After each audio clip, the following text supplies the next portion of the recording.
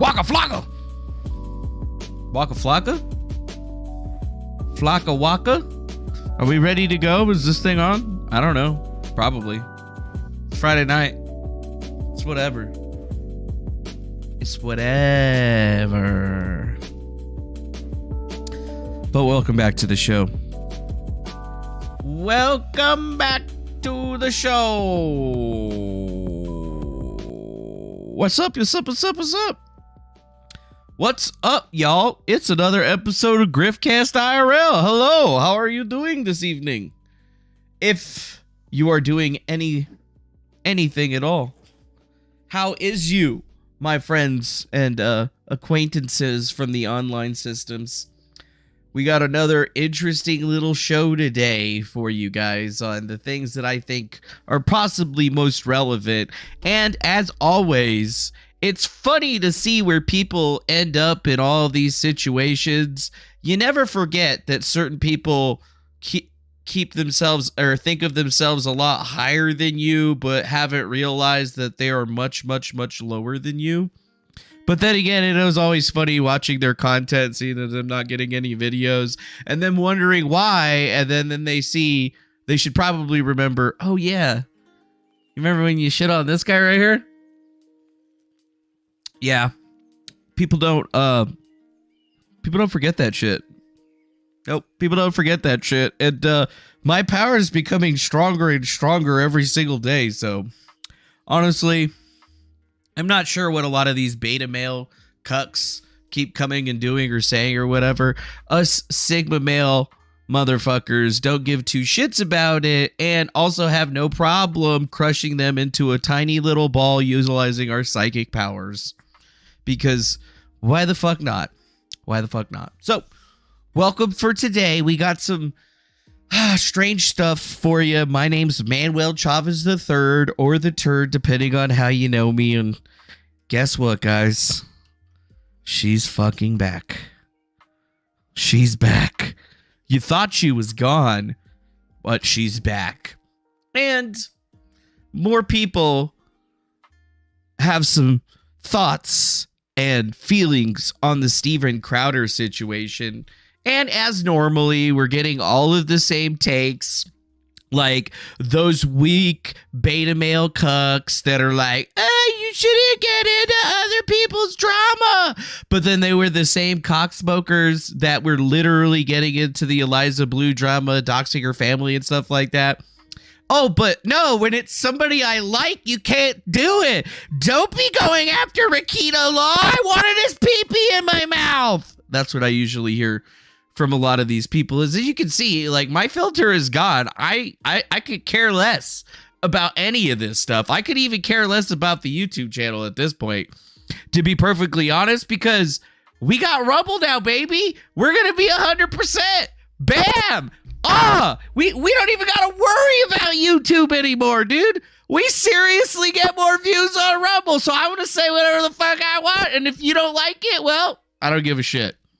So we're going to have some interesting takes for today over on the Griftcast. And the first thing we're probably going to get into is this Eliza Blue situation, because shit's fucking crazy, dog. And then obviously we'll jump into some Crowder shit. And then if you assholes actually want to get into the Discord and come talk to this asshole, more than welcome. We're happy to have that do or say or whatever. More than happy to bring y'all up into there. We have a general chat room. Just pop in there. If I see y'all in there, I'll definitely jump in there too. We could have a nice little interesting time. I'll even set it up so I can actually see the Discord on my third screen over here. You know what? The one that only has the chat on it. Do we like this? I mean, I think it's all right, but honestly, I feel like you guys would be able to read the chat better if it was like this. But is it about reading the chat or not? I don't know. I honestly don't know. I honestly don't know. I mean, I wish it did, but I don't. I don't really know anything anymore, dude. I'm just a shitty content creator out there making threads on the most nefarious people in the entire world and just doing my thing, right? Or I am the nefarious gang stalker. Yeah, right. That whole gang stalker thing ended up not being not being exactly what Shane Cashman said it was, now wasn't it? No, it seems like all those people that were actually the gang stalkers turned all their ire on me and then shit on me and didn't want to be my friend anymore because I blew up their little moneymaker because they weren't bringing me on their shows and shit like that, like the pieces of shit that they are. I mean, some of them brought us on the show or whatever, but then they're still treating us like we're garbage. And honestly, it's like, I don't need to take that from you. You might have more subscribers than me, but I'm probably on paper way richer than you, and overall my cloud score is much higher than yours. And I mean, appreciate you telling us who you are and shit like that, but like when you shit on the most real motherfucker on the internet, it's just a bad situation. So what? We've been pissing people off in the fish tank zone. We've pissed off the Eliza Blue characters, and we've even pissed off the Steven Crowder fans. And it seems like the only thing that seems to be connected in all that stuff is the lack of IQ. Like, I'm dealing with sub 100 IQ individuals, and you know what? Sometimes that shit just sucks, right? So please buckle up and enjoy the ride, because the filter's gone, and we honestly could give we could give two shits anymore about being PC or not speaking our mind in the way that we want to speak it. And trust me, I'm going to be dropping bombs on every single person, irregardless, equally, because disrespect is not something that I'm going to be taking anymore. No, sir. No, sir. And if you think that getting on Twitter and saying some stupid shit to me is going to change anything, well, all I got to say is that you're probably just going to end up getting blocked, you dumb piece of shit. And then what are you going to do? Make another account and harass me some more? Play into exactly what I want you to do. I love blocking and unfollowing people so that they can't follow me back. And then I test people sometimes. If you don't follow me or whatever, I see what's going on with that.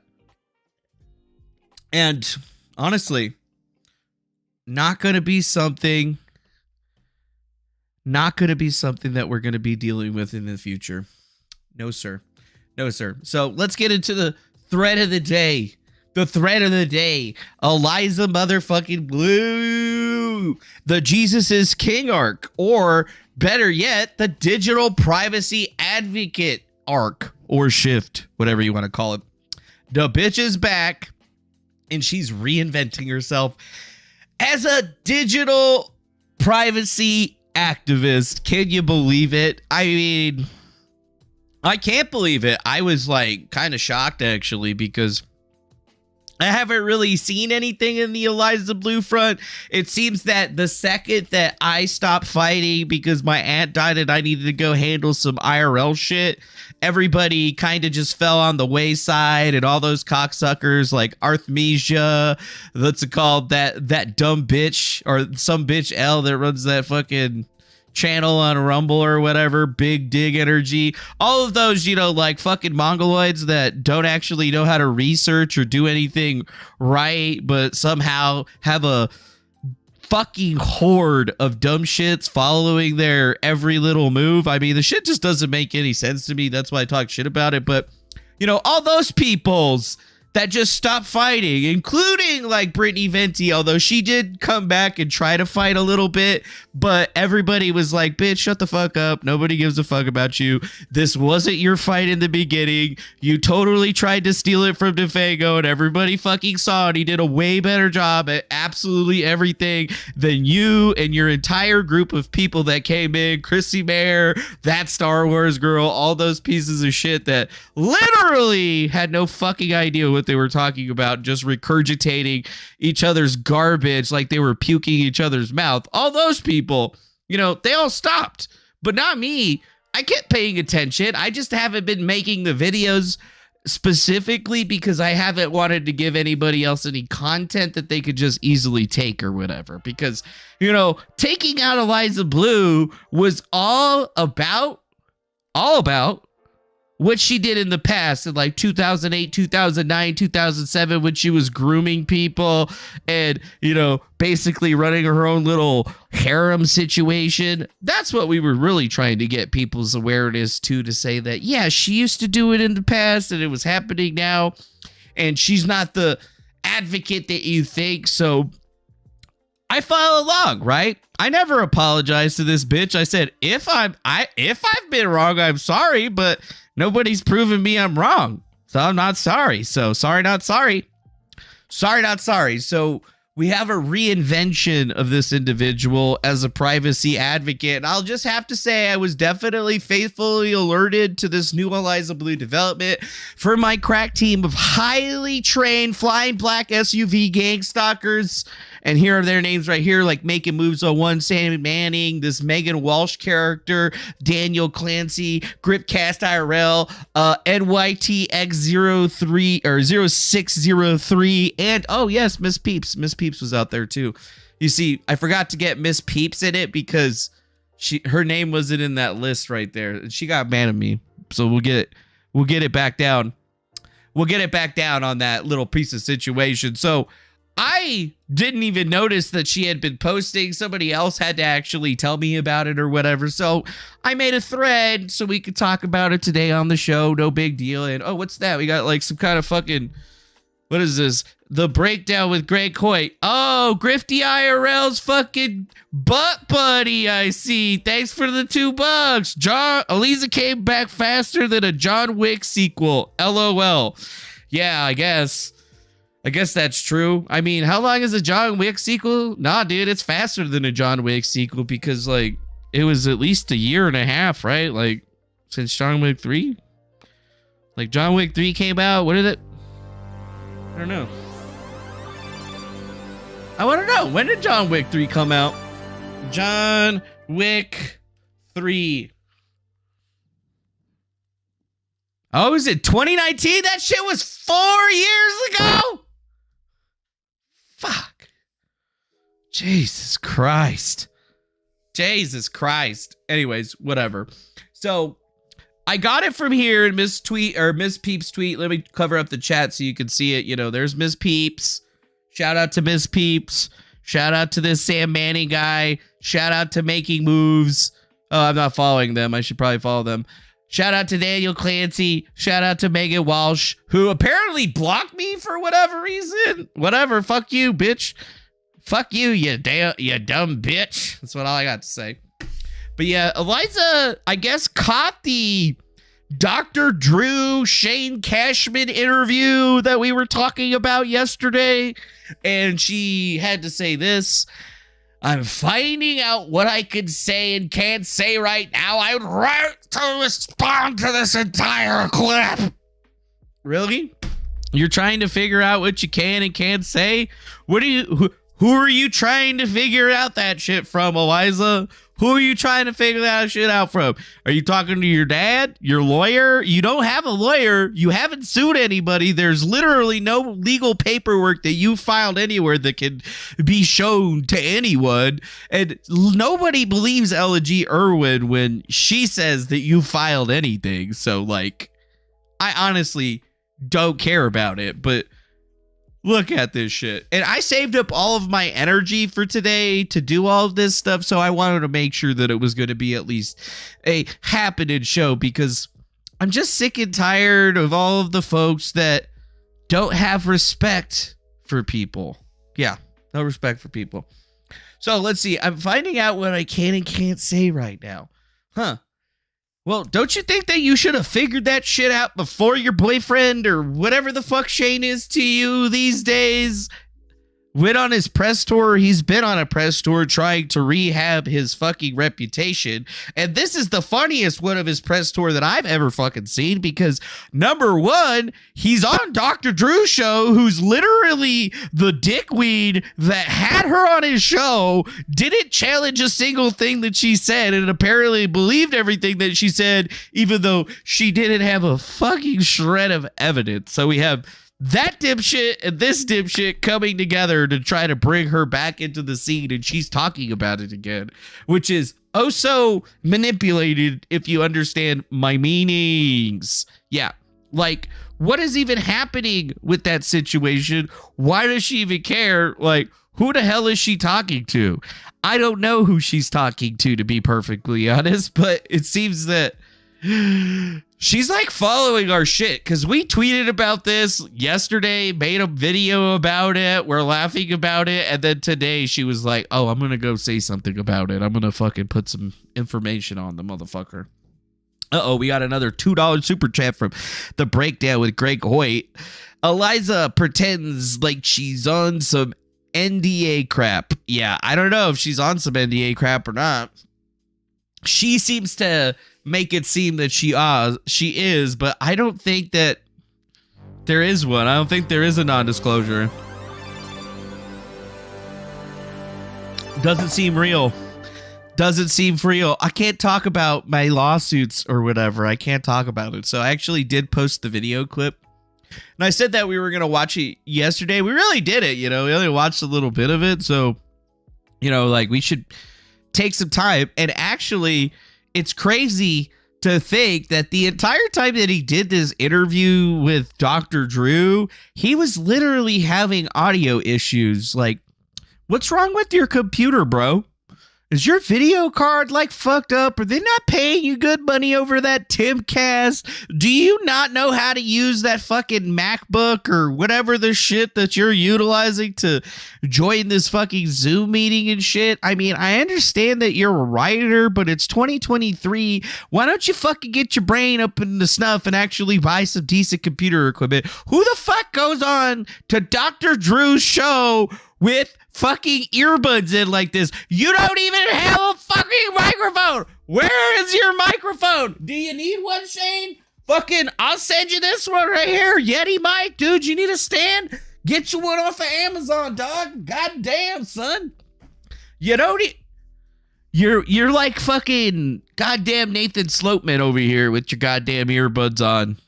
So, and then I didn't even want to get started on the eyebrows legit court, but exactly. What the fuck is going on with these Cro-Magnon ass eyebrows?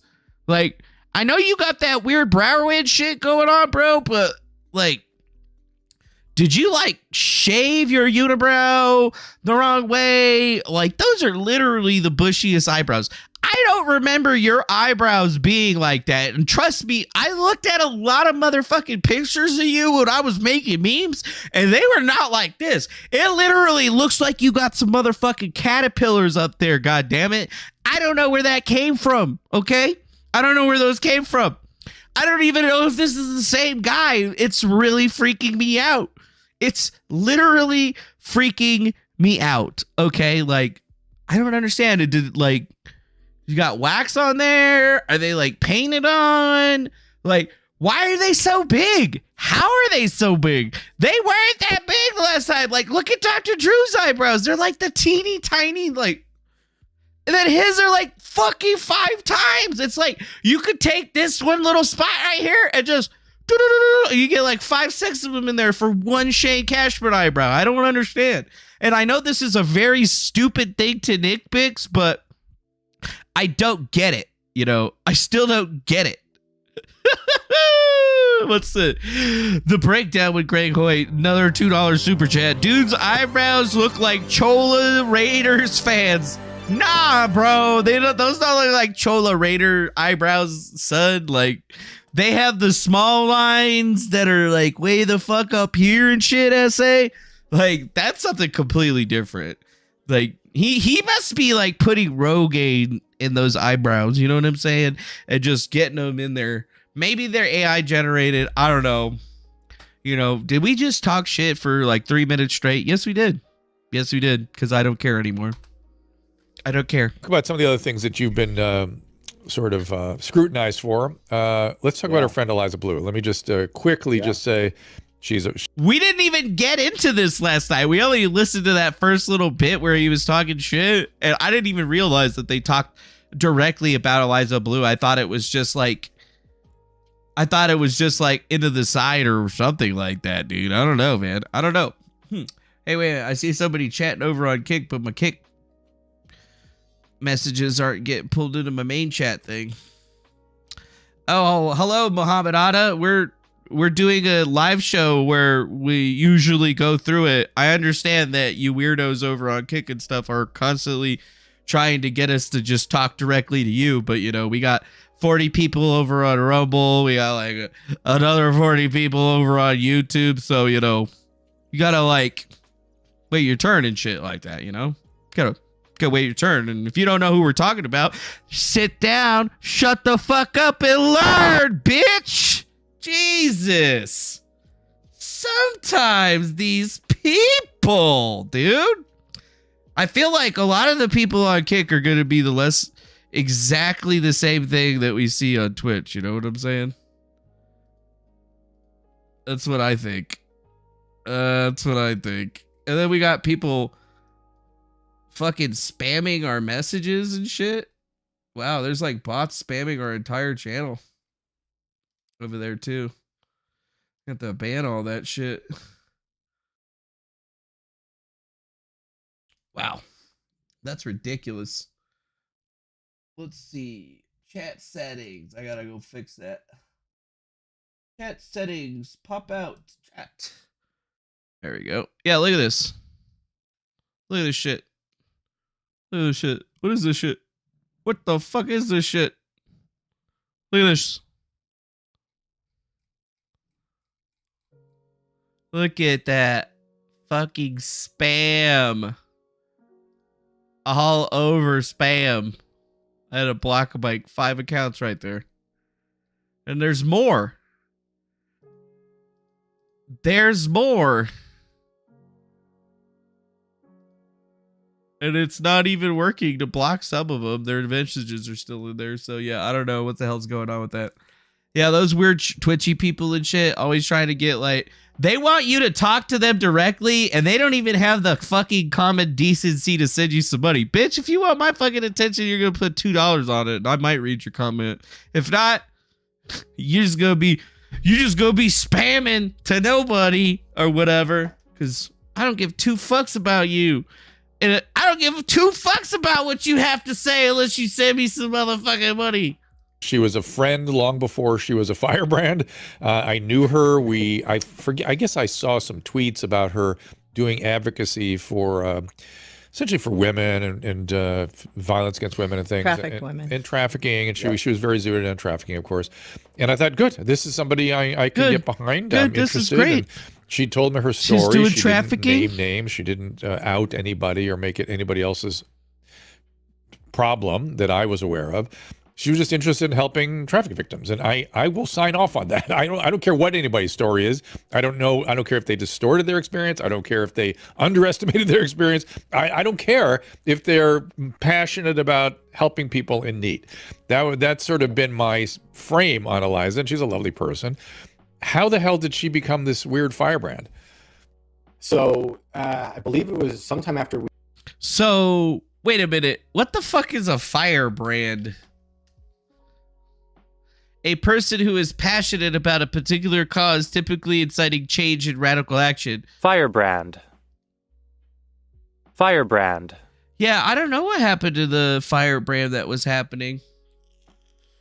Yeah, I don't really get how they could call her a firebrand. I mean, if they call her a firebrand and she was a burning piece of wood, I would have to agree with that version of the definition, but I'm not going to agree with that other version because, like, she didn't incite any change or take any radical action. She tweeted on Twitter and took credit for other people's work.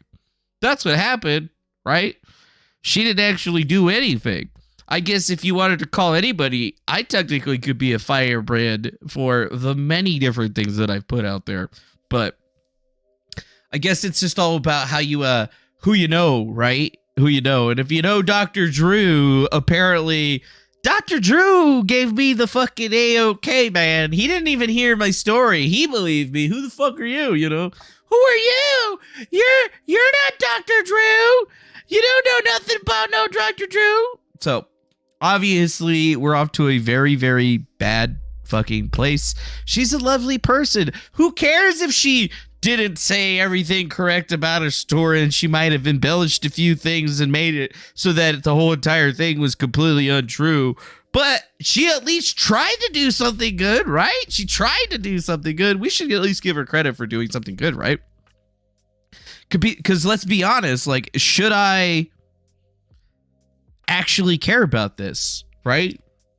Like, technically, Eliza Blue wants to go be a digital privacy activist, which is technically what she's already been, right? She's been censoring people off of the internet. If anything, I think that she would be a really great digital privacy activist because she's already got the censorship and taking people down and lying like totally into the bank. So honestly, I feel like that would actually be a great move for her. And if they're trying to bring Eliza Blue back and she's going to be like, okay, I'm going to stay out of the whole sex trafficking shit, but you know what, I'm gonna stay in the digital privacy shit, you know, like I can't hate her for that, because you know, like, she has exercised herself in a way that somebody that believes in those causes, because there's a lot of people out there that believe in internet privacy, and generally every single person that I've ever met, doesn't matter who it is, that is trying to be private on the internet and hide things from people about themselves, posting under fake account names, so on and so forth. Usually those people are the scum of the earth, fucking con men and criminals, and are definitely the biggest pieces of shit known to humanity. So, like, I don't know what you're thinking about or what you're saying, but like, those privacy people, those are the ones that are taking out videos and accounts because they don't want you to see them. And don't try to confuse that for me, because I will only delete the video on your channel utilizing copy strikes and shit, re-upload it to my channel so I can make money off of my own content, and then you cry about it. So like, let's just get that straight or whatever. Right? And that's how some other people do it as well. But that's why you have to be very direct in how you're doing things correctly.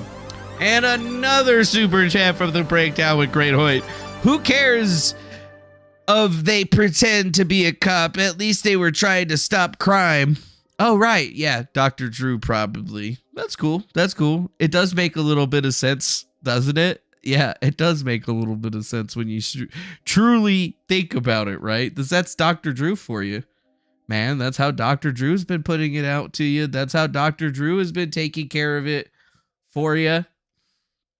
And it's just kind of a sad situation because they're really trying to make it again like they did before. They're really, really just trying to put out the same narrative that they had before. The same debunk narrative that had Shane's fucking entire article set deleted because it was so bad.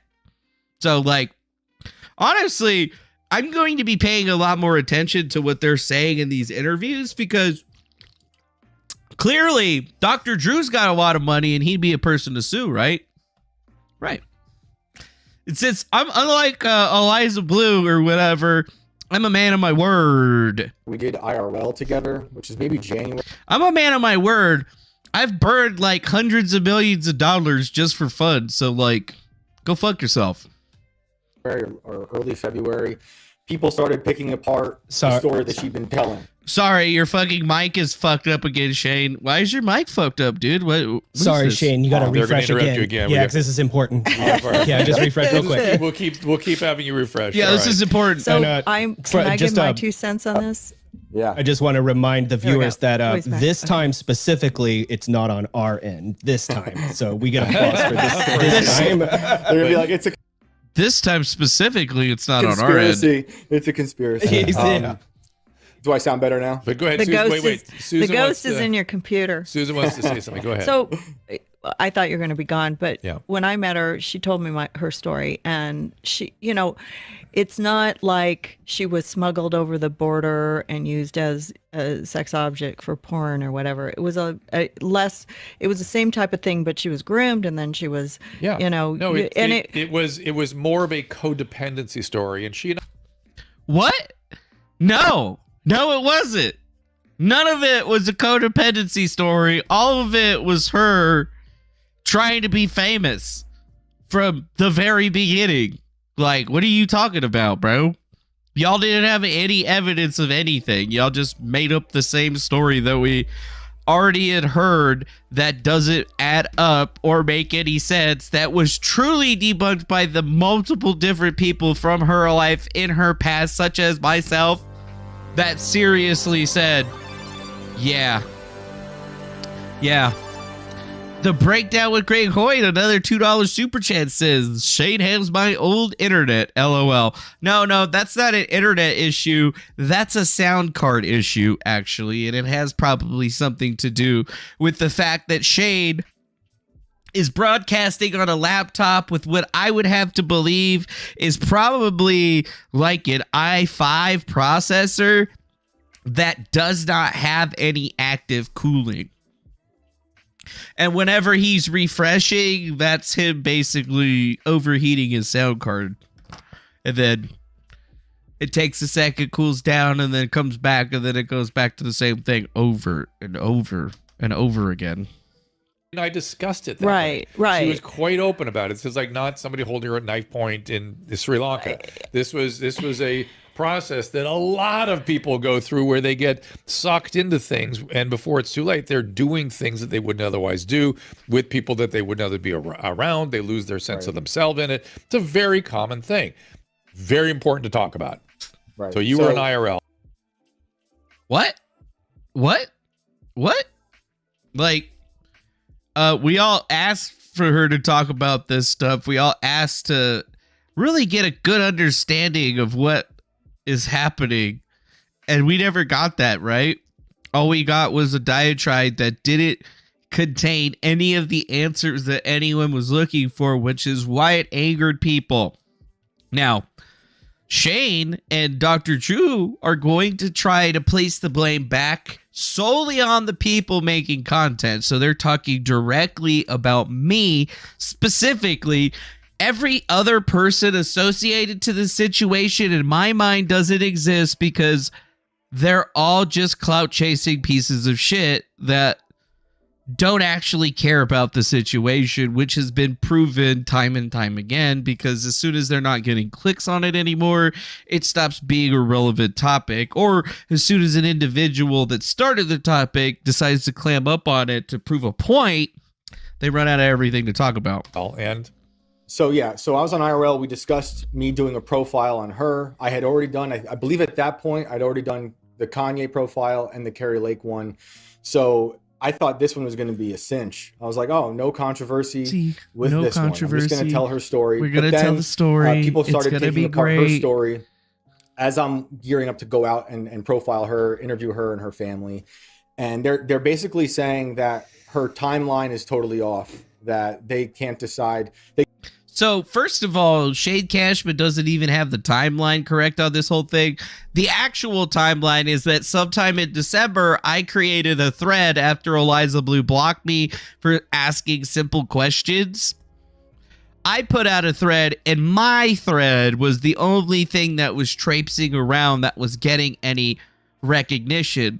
Another YouTuber named Mersh, Nightwave Radio, was also talking about Eliza Blue, but clearly he was only talking about Eliza Blue because he saw Gabe Hoffman talking about Eliza Blue, and he loves to steal Gabe Hoffman's information without give him credit because he believes that Gabe Hoffman is one of those dirty Jews or whatever.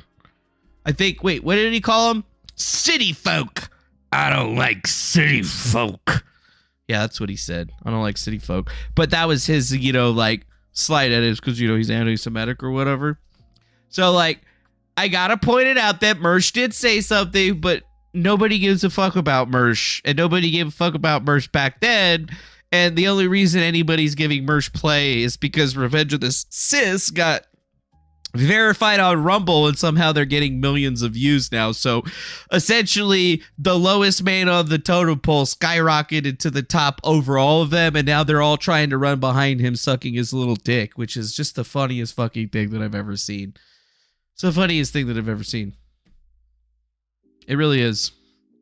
Although I might still give Mersh a little bit of a one-up over there on Jesse for Pod Awful and his whole Nightwave thing, because I went ahead and checked out the trademark engine situation, and it looks like somebody didn't do what they said they did. And since Jesse actually utilizes Rikita Law as his lawyer, I'm just going to go ahead and slide him over into being one of those dumb pieces of shit too.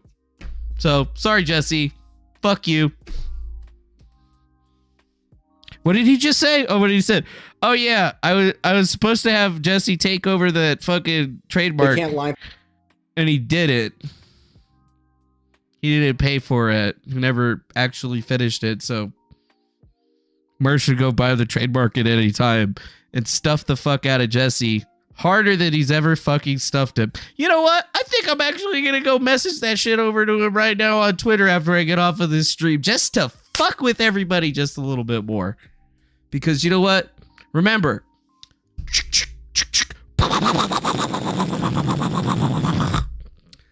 we're just going to carpet bomb everyone, because you know what? Fuck them all. Things up. Her story doesn't matching up. So I start taking notes and be like, okay, I'm going to ask her all that stuff and hope for the best. But I think people had their minds made up on her because they thought she was a liar. They believed that, I think a lot of people thought human trafficking was we're going to kidnap you, throw you in a car situation. But hers is, like you were saying, it's a little more nuanced. I think the definition of trafficking, psychological. It was psychological. It's kind of nebulous at times, where people have one thing in mind that they see in Hollywood.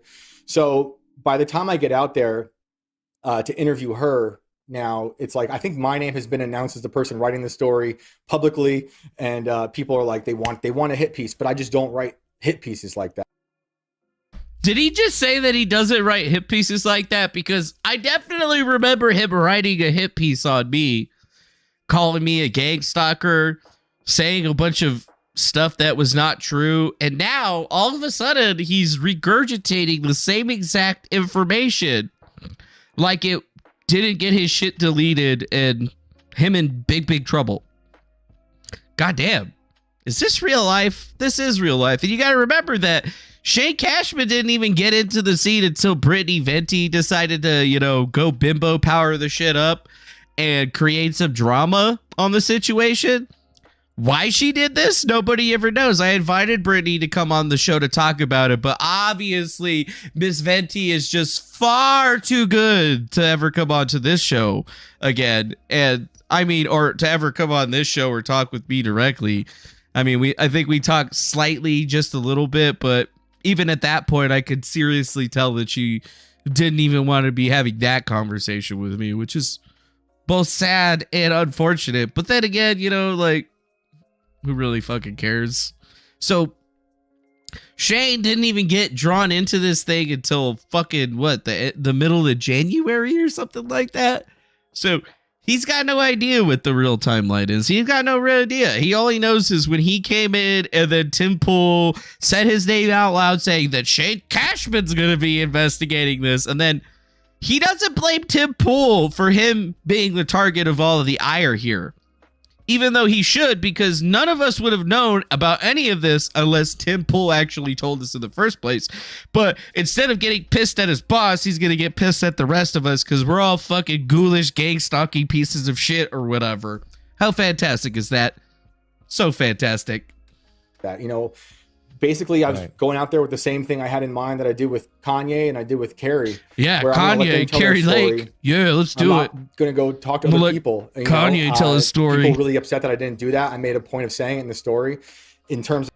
He's not going to go talk to other people, even though at the beginning when Tim Pool had him said that Shane Cashman was going to be investigating it, he specifically said that he was going to be talking to Eliza Blue, Jeremy from the Quartering, Brittany Venti, and so on and so forth. And at the end of the day, the only person he was forced to talk to was me.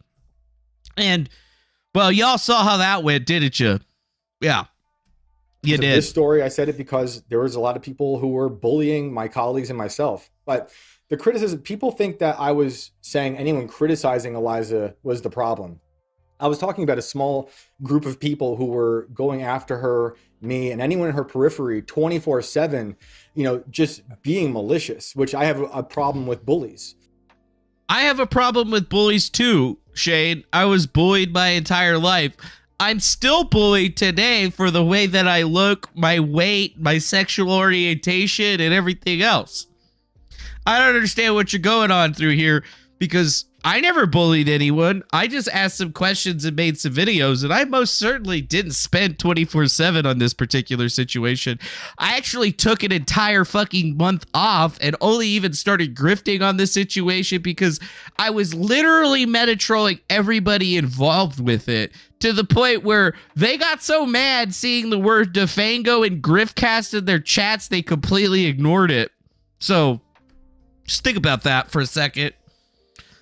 Stick that in your fucking pipe and smoke it. Yeah.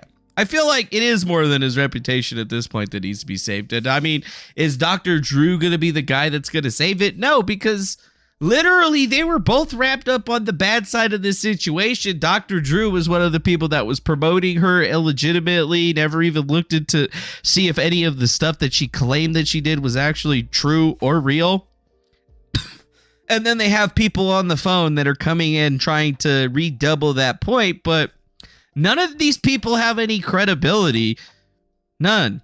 I mean, some people think Dr. Drew has credibility, and most people also have a lower than 70 IQ. Who knew? So I have no problem with people. I mean, we should all be picking apart everything. I don't care if you're friendly with someone or what? whatever. We need to ask questions. What? Of course. Excuse me? That's exactly what I did. I knew this person from my past. I asked some questions, got blocked, did a thread, called it a day. That's what happened. I didn't even come back into this shit till I started actually seeing Brittany Venti and other people making content on it. And I figured, well, if everyone's going to be talking about this, I should at least get my point of view out there, because clearly many of these douchebags aren't even going to talk to me about my point of view. They're gonna get it wrong, and this is gonna be a major problem. And did any of them try to solve it or fix it? No, I did, right? And I did the best possible job I could at the time. And now that we're back and I don't have any dead family members to deal with, I feel like we could spend a little bit more time on this stuff, because literally this is rehab. This is a reinvention of the exact same story. They're really thinking that they can. It's time now for them. So people got upset with me then, I think around part 2, where I kind of let people have it, that we're just, in my mind, ghoulish. And I didn't like ghoulish. What do you mean? What did you do? Well, I kind of just went over in the story the kind of way they were treating people, in terms of, it's one thing, I was saying it's one thing to ask questions, but to give people ultimatums on whether or not they talk about a certain topic, and then like saying, like you sound like a Batman villain saying, if you don't talk about this by such and such date, then it's this. Shane Cashman, if you do not take down the article or talk to me by this date and this time, I'm going to sue the shit out of you, my friend. Did you really think that you would be able to fight against a man that was born in the darkness, that's already been through this with much bigger journalists? I find it highly suspicious. Don't I? Yeah, okay. So that's just weird, isn't it? Like, what? We were just asking questions, dog. And then we started making videos daily, following along with how this thing worked out, and we still did a better job of getting it all wrapped up than the people that were actually trying to stop it. So if y'all are coming back and you all want to get behind the digital privacy activists, okay, that, or sharing lewd images to get people to act a certain way. That's not what happened, right? Like, that's a misrepresentation of what happened, because Brittany Venti shared those images to get a response because she was getting ignored, but there was never any type of demand associated with it. It may not have been PC, but guess what, Shane? We're not in a PC world anymore. No. We're in a mobile world. There were people doxing locations. There were people saying they're going to show up at a location to get at her. Man, who said that?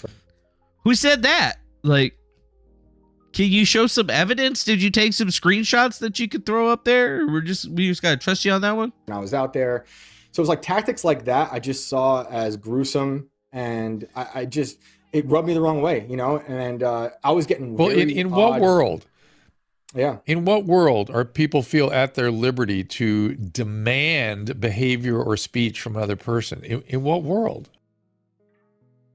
Well, in the Eliza Blue world, nobody demanded speech or anything from her. They asked questions and she refused to ask or answer them, which basically enacted the Streisand effect to an nth degree because she just kept denying everybody that wanted to know anything. And clearly, Dr. Drew isn't nowadays all about forced language, right? You know, if you misgender somebody, it's a problem. If you're not clear enough with somebody's feelings, it's a problem, right? They're always trying to compel speech from us on a daily basis. So what you're saying here is not only disingenuous, you have no idea what you're even talking about, because on the other end, you've literally said that people got to do that to, I guess, codify individuals with literal mental disorders. How does that... And Sam Adams, you're right. Eliza Blue is literally the greatest pro-censorship digital privacy activist that ever existed. So if that's where she's going to go, I mean, I have to take a step back and be all like, I might be okay with this. I might be okay with it, right? You know, as long as she owns it and goes full bore into it and acts like Eliza Cuts, like I can't talk shit, can I? No, I can't. I can only support that and be like, yeah, she's the best censorship person that I know. And I could say that. She's been censoring people since 2008, dog. Since 2008. So we can have a little bit of respect for that. Where does that come from? And they've all become goddamn Mrs. Kravitz from Bewitched. Are you old enough to know what Bewitched is? They're up everyone's ass like Mrs. Kravitz. You become a nosy old lady who thinks she knows how you should behave in the neighborhood. It's bullshit. It's bullying. It's narcissistic. It's grandiose. And it has to be pushed back against. I mean, that's so weird, Dr. Drew, because everything that you're doing is exactly what you said right there. You're gaslighting your audience. You're being narcissistic and grandiose and ego-driven in your understanding of the Eliza Blue situation, because you literally think that you are smarter and better than every other person out there in the exact same way that Shane Cashman is. Shane Cashman's like, I'm better than everyone and I'm smarter than everyone and I know better than all of you. You have to believe me and Dr. Drew. Don't believe any of those other people that have all that evidence and stuff. Believe my articles that got taken down. That was the truth. That was the truth, okay? We are having conversation. We are doing talk shows. Koki, she's been censoring motherfuckers as web Go write TV. your own goddamn article then. Fine. Yeah. No problem. I did write my own article. I wrote it months before he even looked into it. And my Twitter thread still had more information in it than his 4 articles. 4. I even have one video that covers her entire background and story with her own words. And it's kind of weird that you could even say that.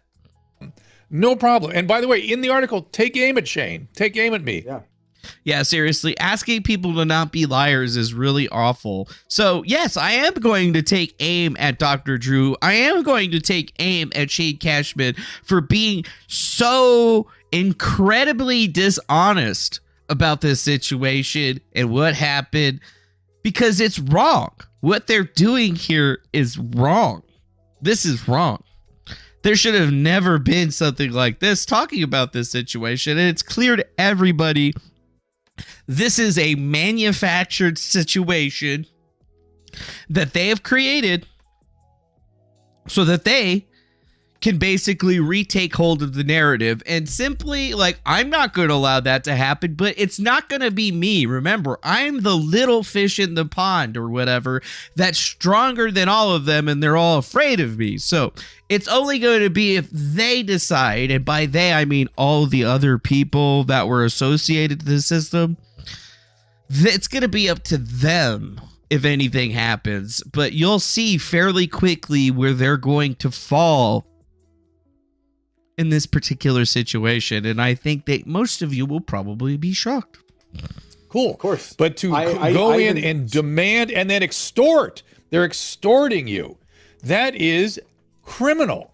And why we can't do something about that, or why the society tolerates that, is almost breathtaking right now.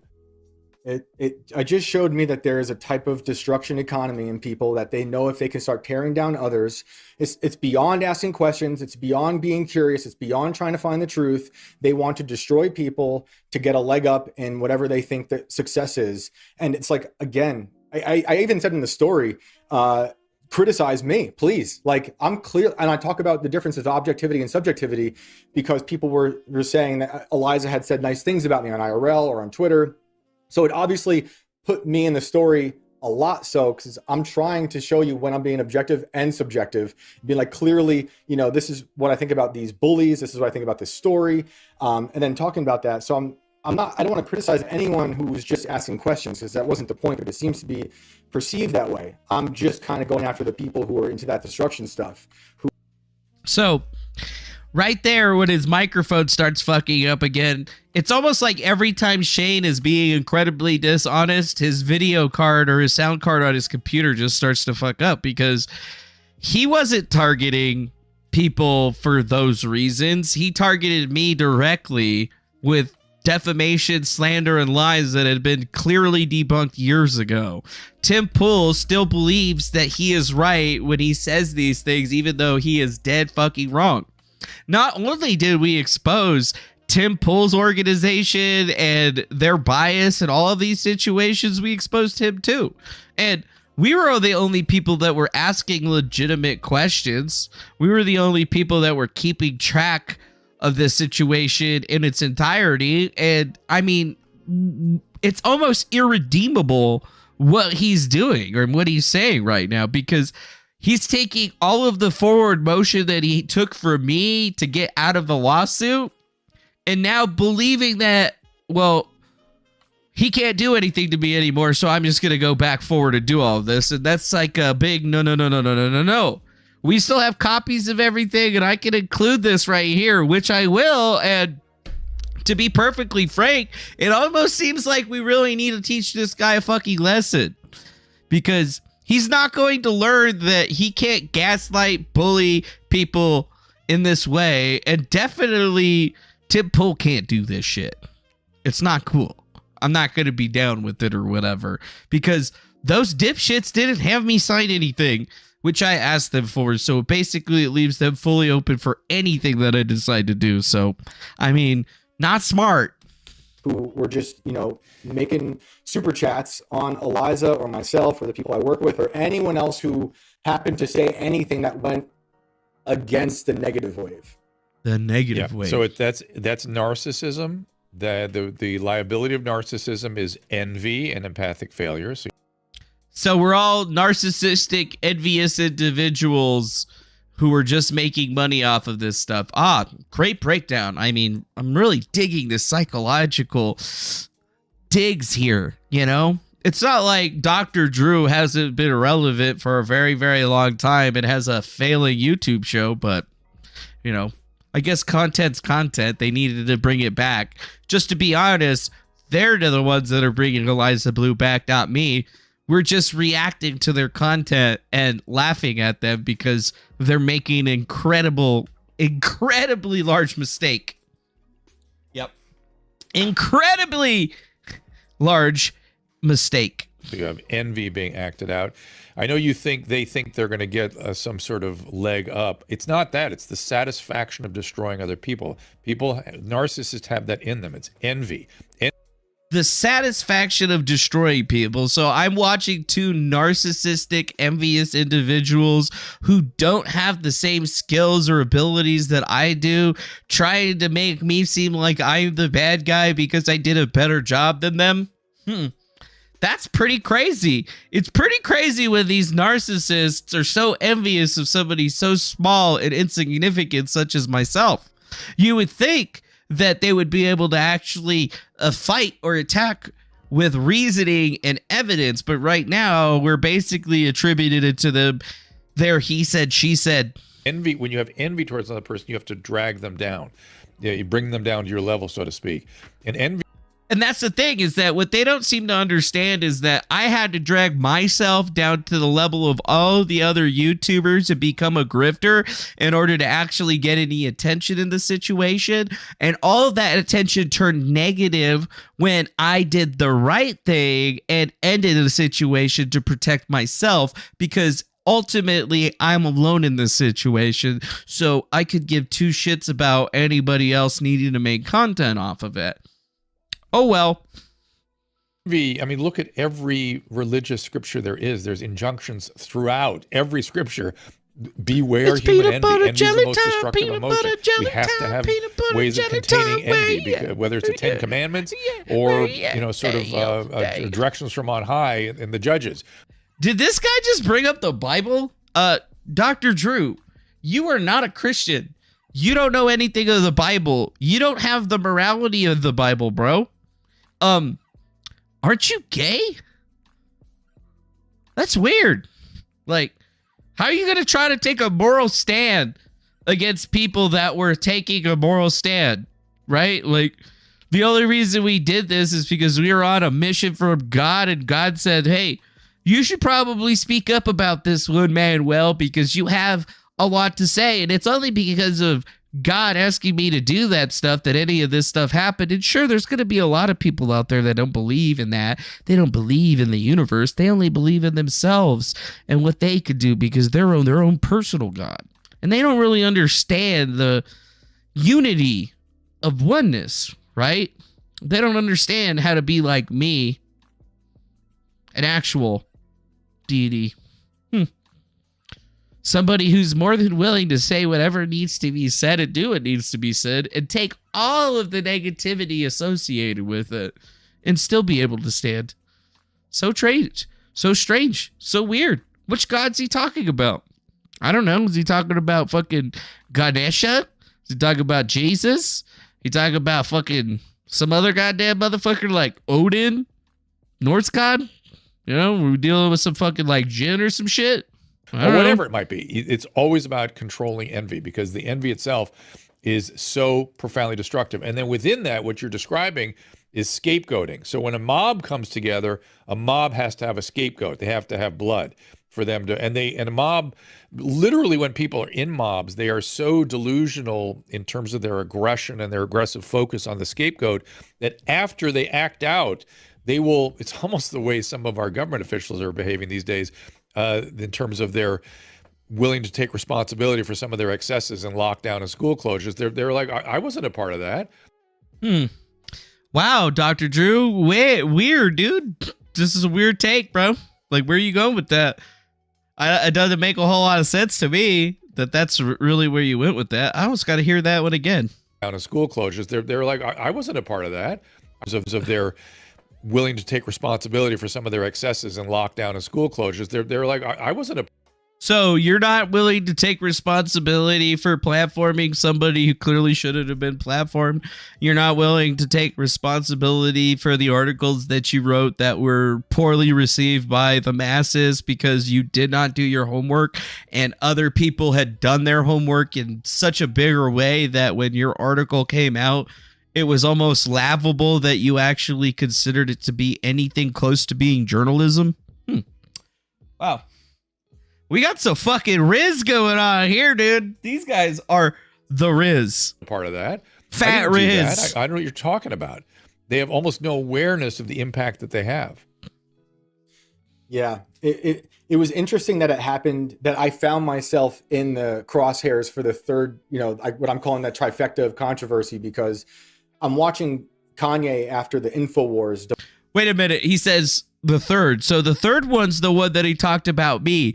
That's where Shane got the ire, because he got my story so fucking wrong that it was almost laughable that he could be considered a journalist, because not only did he take the information that I put out myself in those lawsuits that the Daily Beast wrote on, he too completely misrepresented it in its entirety. and didn't even know. Yeah. And then his editor, Cassandra McDonald, actually was the person that took it down because she fucking knows me. She knows the entire fucking story. It was like, I'm literally fucking both disgusted and shocked that they got this wrong. And I was like, yeah, you really need to talk to Tim and be like, you need to put down the fucking meth, bro, because nothing that you said was right. And you literally bought into the biggest LARP on the planet just because you wanted to get one up on some dude. And it was the only thing that you could attack him on. And even then, it was all a fucking ruse. I mean, you could have used the QAnon stuff. That would have probably been much better for you, you dumb fucks. But oh yeah, I get it. You don't want to give me that credit either, because then it would show that a dude with a laptop still has more power than a guy like Tim Pool with his empire. Debacle. And I'm seeing the world turn against him, and I'm writing about it. And then Carrie Lake with the whole election thing, people either love her or hate her, same as Kanye. And then same as Eliza, but I thought to a much lesser scale. I was shocked that would become the thing that was trending for days. And then, I get like sucked up into the whirlwind. And then sucked up into the whirlwind. And it kind of gave me a different perspective on just... Yo, Shane, if you can't take the heat, stay the fuck out the kitchen. Because you don't want to get into the kitchen with me. You could barely handle being on the phone with me. If you were around me in person, the energy that I give off would literally probably crush you, because you're so demonic and into darkness that you wouldn't be able to stand next to somebody with the light such as me. It's hard for people to be in that light sometimes. It's what it's like to be on that other end, because I kind of grew up liking different artists who you would see them on the news being portrayed one way, but if you listen to their art, you read their work, they're not that way that they're being portrayed. So it was, to me. By the way, they jerked each other off for an entire hour. This is only about 13, 14 minutes that we're going through, and I'm trying to go blow by blow. We're not even going to watch the whole thing because we still have another video to watch on Eliza, and then we still got to get into the rest of the Steven Crowder business from today. It was kind of like research. I don't really want to have to deal with it again, that kind of hate. But when you write about controversial people, you end up, I guess, becoming a little bit of a controversy. Yeah, you write about controversial people, you become a controversy. You wouldn't have become a controversy, Shane, if you would have actually, I don't know, like written a good article that was better than what the Daily Beast put out there, that was better than what I put out there. Because what I'm doing is gonzo journalism. What you're doing is like fucking high school bullshit that doesn't make sense to anyone and isn't based in anything close to reality. They just put his face up there. This mob action. Whoop! I think we're all refreshing here. There we go. Give him a sec to come back. So here you are. So I'd love to see you write about mob behavior, envy, scapegoating mechanisms. I mean that would be a really, I think, important article. Now that you've been in the center of all that, you can sort of talk about it from a subjective and objective position. Yep. Sorry, I'm switching up my microphone because I think my mic. Oh, you're switching out your microphone. Finally, you're in the middle of a fucking interview with Dr. Drew, and you've now thought about, well, yeah, I need to make this better. I'm going to fucking switch my mic. Shane, bro, I don't even want to hate you because I don't hate you. I just I see you and I see an individual that needs my help, and I'm such a nice Christian guy that I'm more than willing to help you even after you've debased me in such a way. But goddamn, bro, microphone is obviously bamboozled. You've been bamboozled. So all I know about Eliza is that she was instrumental in taking a lot of the underage girls off of Twitter. You see that? Controversial mind virus, the conservative mind virus. Oh, right. Because that's right. Eliza Blue was never a conservative. She was something else. She's always been something else. Same thing with these two. They're not conservatives either. Basically, every single channel that she went on can't be really considered to be conservative. you know, in any way. the girls that were in the porn, and getting and Elon Musk then, to pay attention. Yeah, to and what then they she were was doing. hanging out. She was working with Elon, which is kind of cool. She tweeted that. She texted to me, but then she was also, you know, she's doing.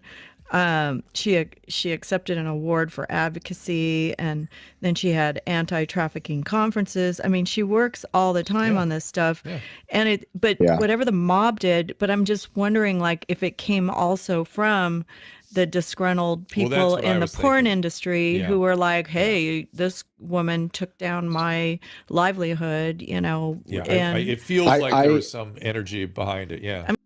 Well, you got to remember that Eliza Blue's advocacy was not her own advocacy. All she did was post on Twitter and talk to Elon Musk one time. She personally did not stop or work with literally anyone. She's only taken the credit of other individuals, namely like Layla Micklethwait, who basically was the person that actually stopped Twitter with the 13-year-old boy that, well, I'll just show you, actually. Here's Eliza Blue's account. You see the pinned tweet right there?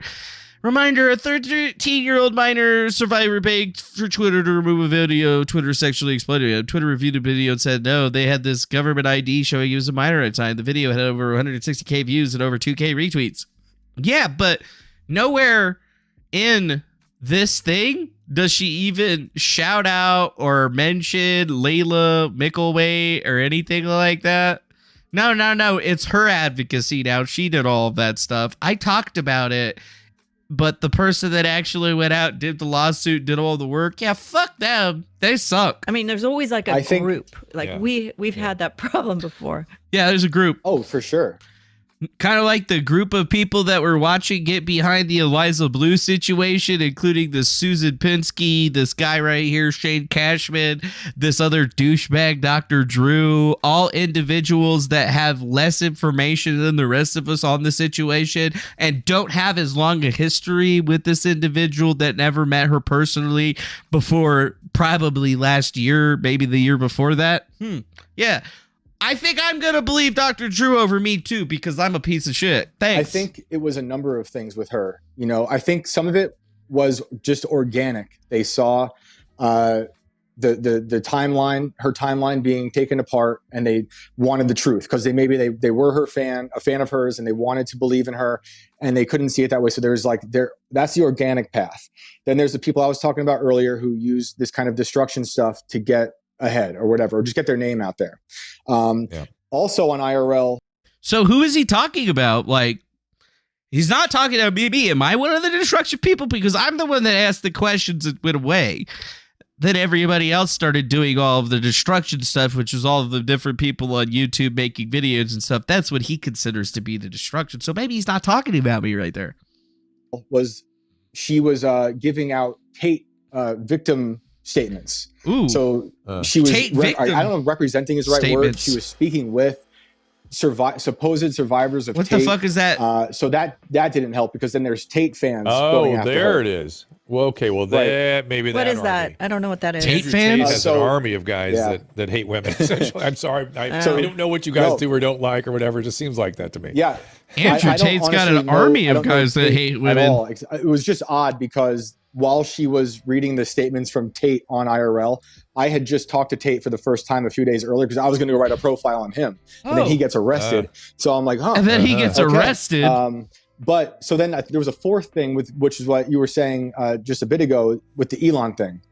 She was, I don't know what she was doing exactly, but she at least got the word out about a lot of the child porn on Twitter, and it wasn't being handled properly. And then somehow Elon had come across her on Twitter. They did a Spaces together, and then as far as I know, it was getting better. To what degree, I don't know if it's like totally perfect now. Sorry, I just had to do a dab. It should be. Well, there was know.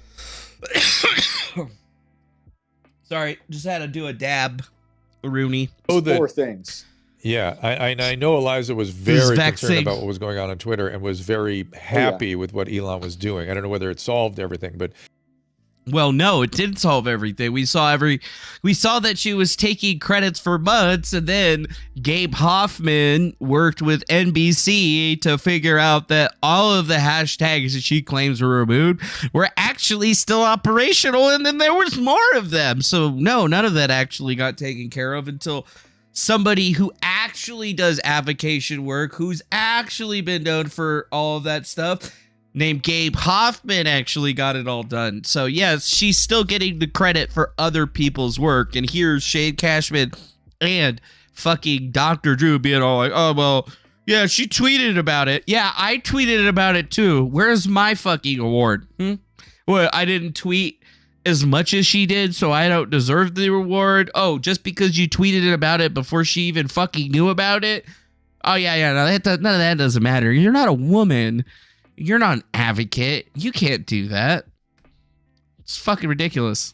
I know it was going in the right direction, but so that's interesting. So and again, people, when you get swept up in these narcissistic mobs, understand behind it are people with secondary gain, people who have something that they, some cross to bear, some campaign, some goal in mind, some community they represent. You're getting used. You're getting used when you go into these mobs. And you're what? Huh? What mobs? I don't control a mob. I mean, I know Shane Cashman thinks I'm allegedly the gang stalker that has a fucking army of flying black SUVs, like I'm fucking that dude that runs S.H.I.E.L.D. in Marvel Comics, fucking like I'm Samuel L. Jackson out here in this shit. You know, with one eye, motherfucker. What is his name in there? Nick Fury. That's who he is. I'm over here like Nick Fury, fucking gang stalking everybody. Jesus fucking Christ. And that's just, we can do better than that, it seems to me. We can't do better than that, can we? And I'm probably going to be taking some calls after break. So, yeah. There you go. That was the whole thing. I mean, that was brutal for us to watch. It took us an hour to go through 13 minutes. Can you fucking believe that? Yeah, I can't believe it, but here we are. And here's Russell Dufresne. Russell Dufresne with the $20 super chat, the biggest super chat of the day so far. Thank you, my friend. It's kind of sad how clueless Dr. Drew is about what Eliza actually is. Shane, he's just simping. That's right. Shane out there sipping again. It's just all one hustle and flow game. And what is this hustle and flow game actually bringing to us? It's the new character. It's the new Bamboozle, right? It's the new hustle. And I mean, I'm not going to be the guy that's making all of this happen. I'm just a small little fish or whatever. Nobody likes me because I attack everyone and I dox everyone and I'm a bad individual. But, you know, why do I always come out on top? Yeah, why? Why does the ugly fat man always come out on top? It's just weird. Are we about to be bamboozled again by Eliza Blue? We have a few characters from a rise to fame trying to clear the dust and help usher in a new persona more in line with their story. Don't you just love that revisionist history? And yes, you can go watch the full interview with them on the Dr. Drew channel over on Rumble. You can also go check it out on YouTube, but I'm obviously a fan of the Rumbles now, and I wanted to show it to you on there. And as you can see, like, it's an hour long, dog. It's pretty fucking long. They got 22,000 views on that shit. So they talk about a lot more than just Eliza Blue, but they had to talk about it. And, you know, to be perfectly honest, they're not getting the big views that I figured that they would have been getting out of that situation. I figured it would have been a lot bigger, right? I figured it would have been a lot bigger. Yeah. Let's see. Russell Dufresne, a buddy of mine, went on his show a few years ago. He spelled out how things work on Dr. Drew's show and how everything is basically sound bites. Yep. They're all sound bites. They just kind of break everything together and do a little talk. And then here's the next one. I kind of spoke of yesterday about periods in my career where I'm not at liberty to speak about situations. These periods of time do not last forever. Eliza Blue said that. so she's going to be able to talk about stuff now? Or nah, I think we're just going to got another LARP coming on, right? And the new LARP is the digital privacy rights and love activist, right? She wants to be a digital privacy activist. That's what she's going for now, which is a lot more on the nose and in focus for her. I mean, we got ourselves a full shift in focus while standing by those things she won an award for. A couple of newscasters are currently putting up stock in her, and I guarantee you we're going to be seeing another interview from Shane somewhere. And it all just reminds us that we can rewrite the stories of our life every single time. It's pretty easy. It's not Eliza difficult. Here. I wanted to make a quick Eliza video. here. Quick video. Nobody really asked me about this topic, and nobody asked me to make this video at all.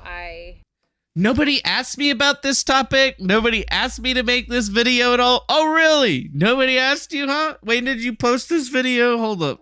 Let's go look at our Twitter account real quick to go see when she posted that video. 11 hours ago.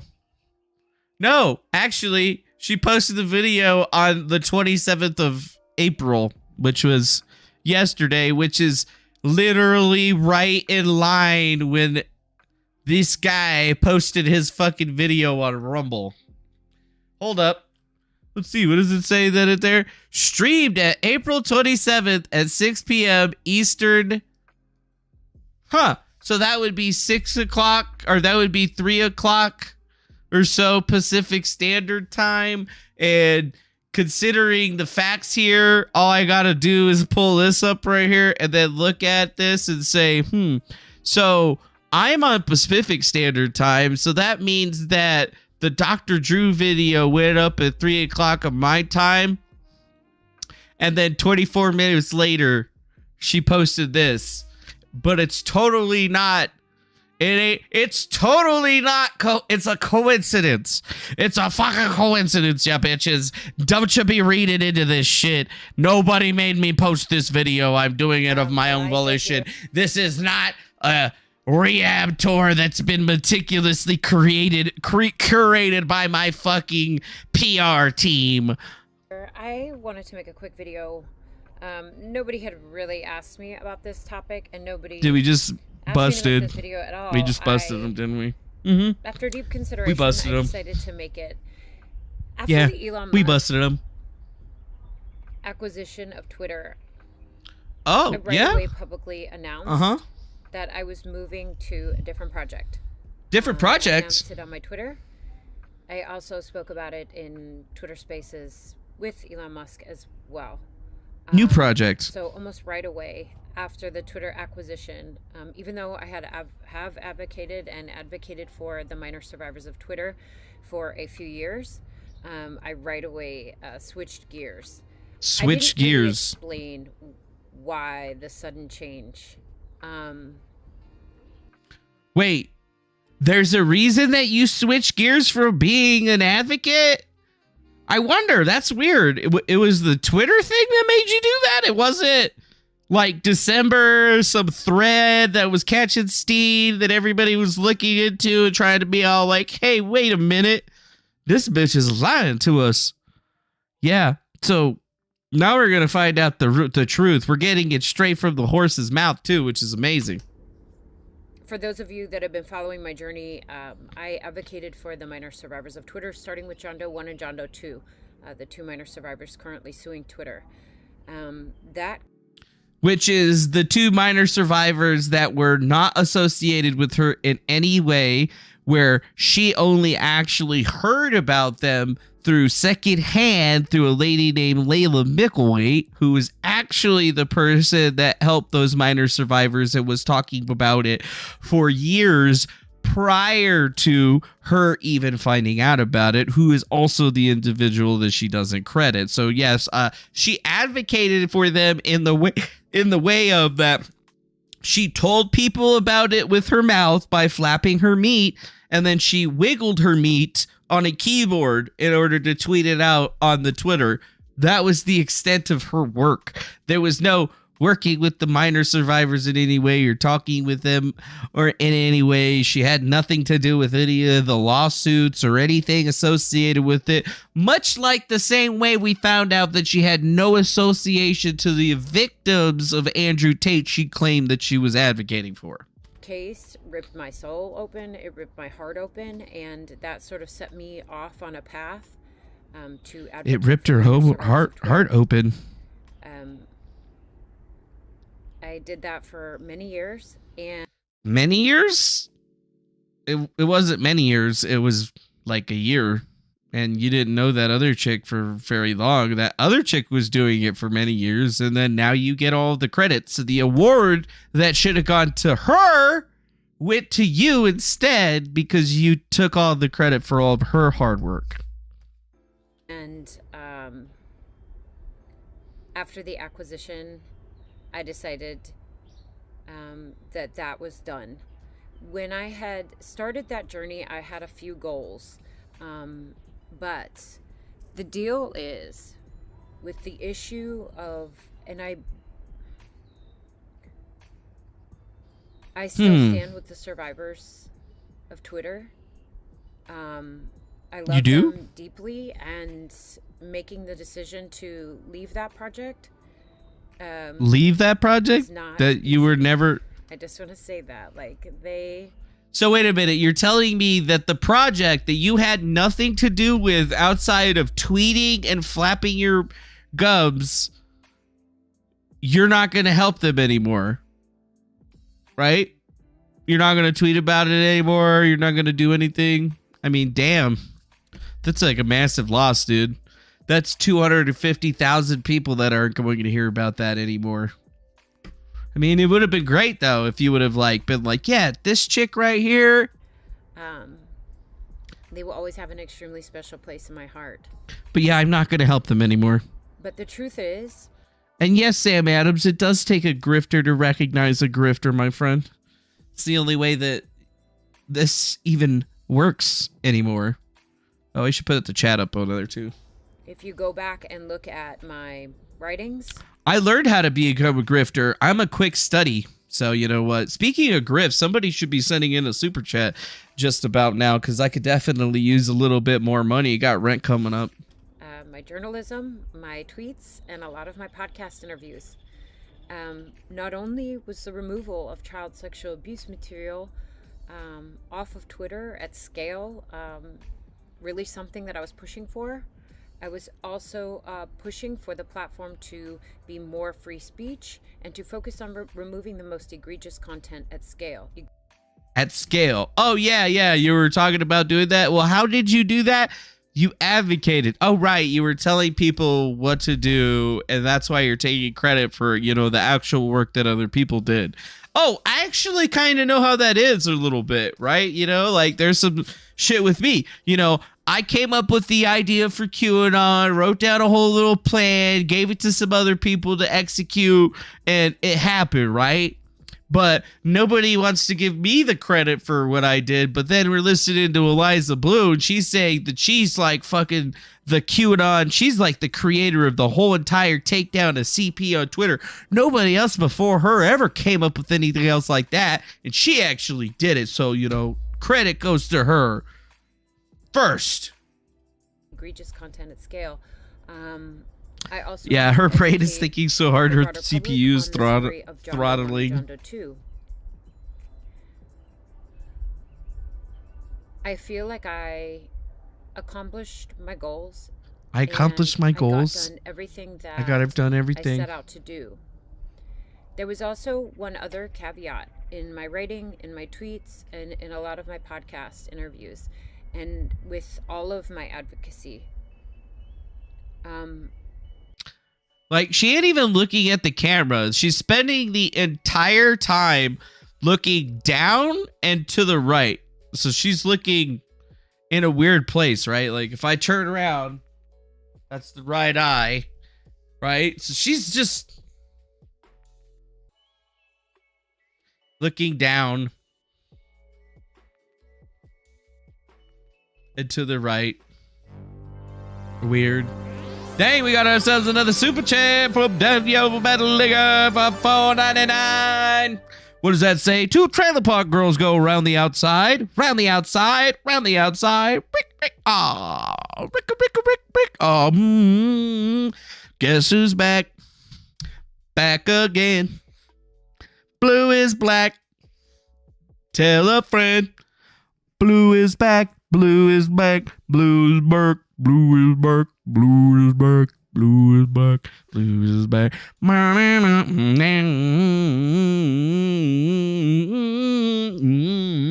God damn it. I've created a monster. Nobody wants to see Eliza no more. They want blue or something. I'm hard liquor. I don't know. I can't. I tried. Passionate about digital privacy rights. Where I see the conversation going with the removal of child sexual abuse material and child sexual exploitation off of the corporate tech platforms specifically. So platforms like Twitter, Meta, where the So I accomplished my goals that I set for myself. I got notoriety, money, and crypto.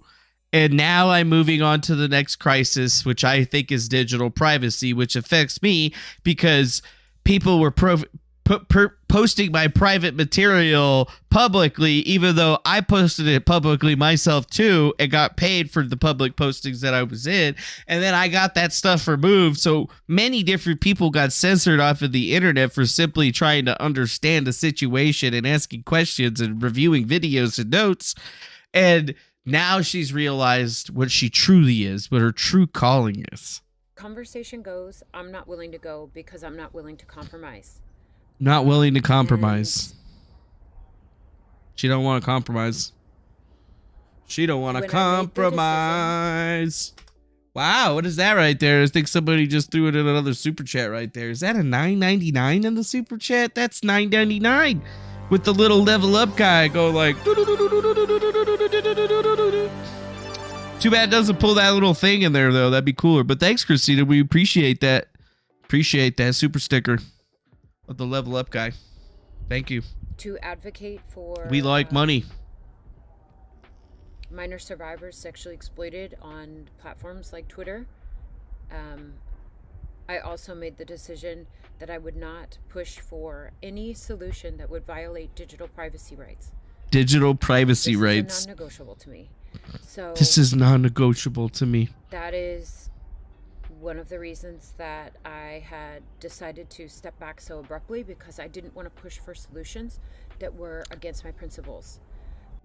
Yeah, you know, that's actually an interesting point. She does have her back literally up against a wall. I do want to say right now that I deeply, deeply, deeply admire those in the anti-trafficking space and the child protection space that don't agree with me. Like, I'm very rare with this stance. I admire these folks so much that I... What? There's somebody spamming in the Rumble chat that I'm an illegal alien. It says, Fatboy DeFango is an illegal alien. Bro, I'm an American citizen. I was literally born in the United States. That's stupid. Look at that. That's the channel right there. Bye-bye now. See you later. Like, you know, I could probably just tweet that account over to the people at Rumble, and since I'm verified, they'll be able to get that nuke pretty quickly. I did not want to be put in a position where I would be fighting them. And I hope they know that. But no, definitely not an illegal alien. I'm definitely a legal alien. And I'm definitely not an alien. I'm just a regular human being who's got better genetics than you. My dick is bigger than yours. My balls are bigger than yours. They produce more mLs of semen than yours do. My ejaculate is can shoot farther than your ejaculate and has a much larger quantity. There is nothing about you that is greater than me. God, that's got to be the funniest thing that I've ever said in my life. And, I hope that I'm wrong. I always hope that I'm wrong because it would always be better if I'm wrong. But this is just a hard line for me. So I was just never willing to compromise around the issues of... Yeah, I don't have diplomatic immunity. I just have literally, what do you call that? Oh yeah, I have all of this information on the government, like that if they tried to come after me, it would just automatically get released on all of them and it would just destroy them in every single way possible. Digital privacy rights to solve this issue. So, but is it like Scary Movie ejaculate, asked the Joker? Are you serious, bro? That was why I left that project abruptly. And announced it as such, and I never really said why I oh really was leaving that project. You just left it abruptly, so tell us. I wanted to just tell us. There's a lot of legislation that's coming out not coming out. I mean, there's a lot of legislation that's out there right now. I'm still watching very closely. The legislation is global. It's not just in the United States, and I'm just not willing to compromise. I'm not willing to compromise. And others probably will be willing to compromise where I'm not. And sometimes you have to know. I don't think that you've ever wanted to compromise. Your own personal beliefs and views are going to restrict you from being the best advocate that you can be. And because I know that I'm pretty hardline on this one issue, I knew that I wasn't the best survivor advocate to continue on in this space in that way. And a lot of the platforms that are newer. No, I'm a legal alien. I got social security card and everything. But specifically for the more corporate tech platforms like Twitter, I just knew I wasn't willing to go where they're going to have to go. I could probably get up on my soapbox and explain why I believe that we shouldn't violate digital privacy rights to solve this issue. I think that the Patriot Act has shown us that when you cast a wide net. Shots fired. The Patriot Act, bro? Did she just... Hold up. Did she just say the Patriot Act? What do you mean the Patriot Act, girl? That shit's been happening for years. You should be talking about the new thing, right? Get in this decade. Those that are doing real harm slip through the cracks. So if the Patriot Act taught us anything, it's that we cannot cast such a wide net to try to catch criminals. But yeah, this guy, this guy called me an illegal. I can't get over that. I'm an illegal alien? How the fuck do I got a birth certificate? How the fuck do I got a goddamn social security card? What the fuck? Seriously, bro? Are you sure you're looking up the right thing? I didn't want to be named Manuel Chavez either. I wish my name was like Michael Anthony or something like that. You know, some white name. Maybe that would have helped me out, because if people would have thought I was white, I would have been able to get scholarships and shit. Because you know what? I came up during a time that they didn't have this affirmative action shit or whatever. But still, that's fucking stupid. That just makes me mad. More than that, illegal alien. I believe that in a world without digital privacy rights, no survivor, adult or child, will be safe. When I think about muted this issue, users in the United States, I think about it around the globe. Gotcha. Women don't have the same rights around the globe. I'll be able to get you quickly. Activists, political dissidents, folks of different religious beliefs, and if the governments have access to social media platforms, it could be really deadly for a lot of people. And so I don't take this issue lightly. I try to zoom all the way out and think about how it can affect humanity as a whole, or those that are on the internet or social media platforms. And yeah, I'm just not willing to take the chance. I'm not willing to roll the dice. And I think that if we have learned anything from the Twitter files, it's that the government had access to Twitter and wasn't using it in a way to stop child predators and child abusers from exchanging in child sexual abuse material or child sexual exploitation content, sextortion, or anything like that. That's not how the government was using it previously, so I don't believe that we should be giving the government access now at all. I believe that encrypted messages are really important for activists around the globe, political dissidents around the globe, and anyone that maybe might not be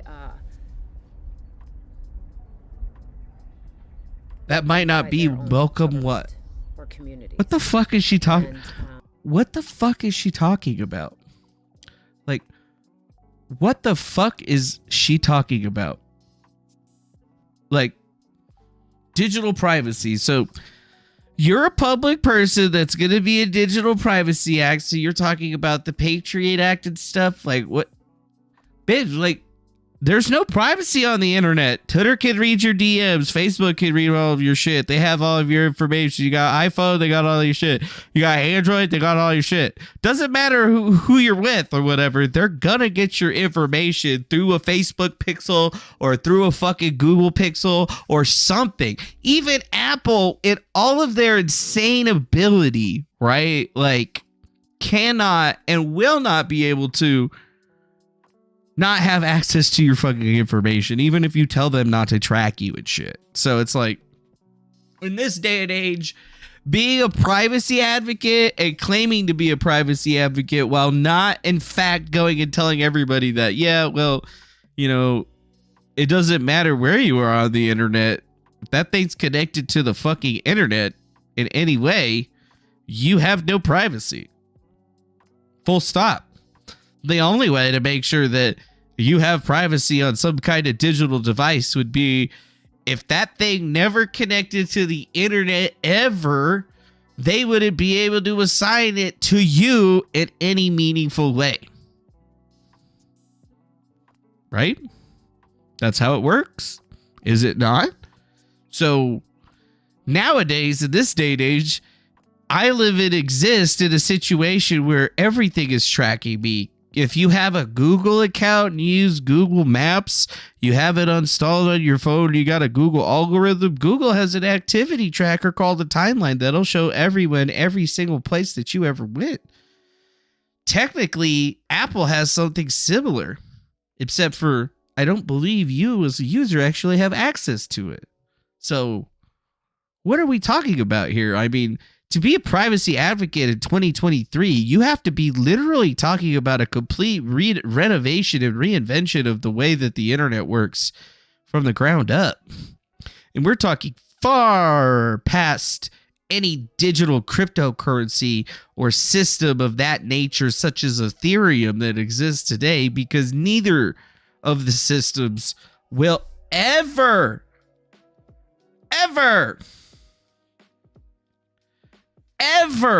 be able to say any of that stuff. So I think it's going to be a little bit weirder to think where we're going to go with this one, man. Like, honestly, Miss Eliza Blue says one thing and then another thing completely happens out of nowhere, right? Like, nobody's telling us the ridiculous situations that are happening in this situation. Like, it doesn't make any sense, dudes. Shit don't make sense, dogs. And now we got people over in the Rumble chat harassing us. So the only chatters that we're getting in the Rumble chat now are people that are just here to harass us directly. Interesting. And it seems to be the great thing.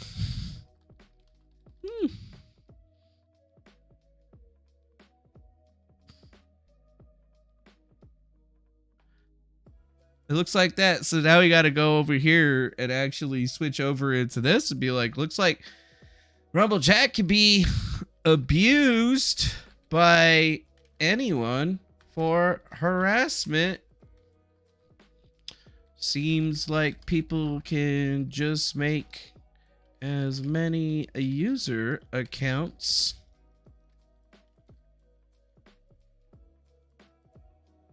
as they want for targeted harassment. Look at that. Yeah, for targeted harassment.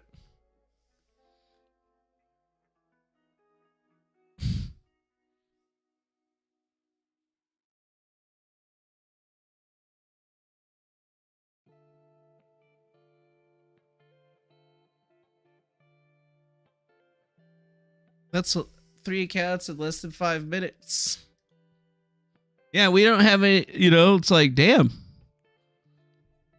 The only options that we have, it's like the only options that we have is to basically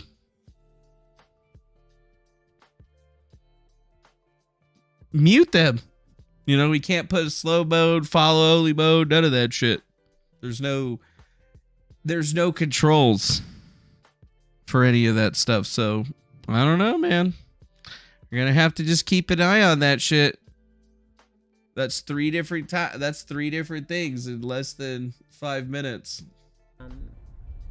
So yeah, I just didn't want to fight the anti-trafficking space. I didn't want to have to speak out against people that I love. I didn't want to be put in a position where I was more advocating for privacy rights as opposed to advocating for survivors. I didn't want to have to advocate against survivors. Didn't want to have to advocate against survivors? This is the pathway forward, and I definitely respect that. And I can for sure see how they got there. So it's just a disagreement. And so I had preemptively decided that I was going to move on past this issue. It's not that I don't care. I still keep up on it. I still keep up on all of it. She's not going to pass the issue? All the changes, and she's just going to keep up on it? For Twitter as a platform, and I want nothing but the best for survivors of Twitter and other platforms. And I love you very much. Oh, she loves us. So now that that's out of the way, I am working on a new project still in the anti-trafficking space. Unfortunately, there's many different types of exploitation. So there's a lot to do. So child sexual abuse material and child sexual exploitation isn't the only avenue for me to serve. So I had moved on to a different project. Some of the things that I'm working on right now, I really can't speak about quite yet. I will be able to eventually, and I look forward to speaking about those new projects. I was thinking about it today. I was speaking about child sexual abuse material on Twitter. I think, maybe a month or two before I knew about the John Doe 1 or John Doe 2 case. And once I found out about that lawsuit that was brewing, I was not allowed to speak about child sexual abuse material on Twitter for 3.5 months. And it was really, really difficult. That was one of the hardest times in my life because I had to completely zip it. Oh, she had to completely zip it. Okay, cool. Nice little zipple you got going on over there. Doesn't really seem like there's anything crazy going on with it. Yeah. Child trafficking and porn are still prevalent on Twitter. If you think that you accomplished your goals, congratulations, but you didn't accomplish shit. And now you're moving on into something else? Yeah. I don't know. And seems suspect. Very, very, very suspect. I could talk about it as much as I wanted to and did.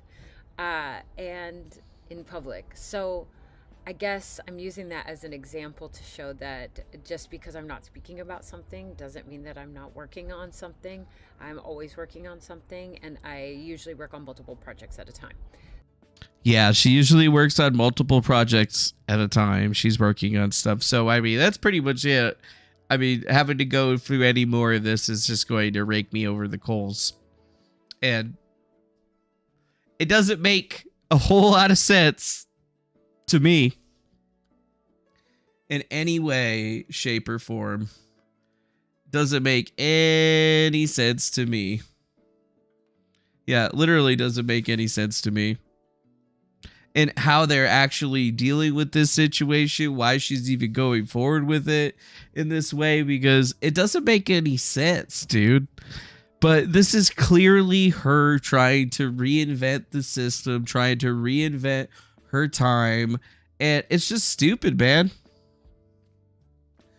It's just stupid, man. And I mean, if you look into this situation, if you've been following it as long as I have, you've already realized that this thing is even crazier than anybody could have admitted from the very beginning, because she's really trying to reinvent it. Trying to reinvent herself again.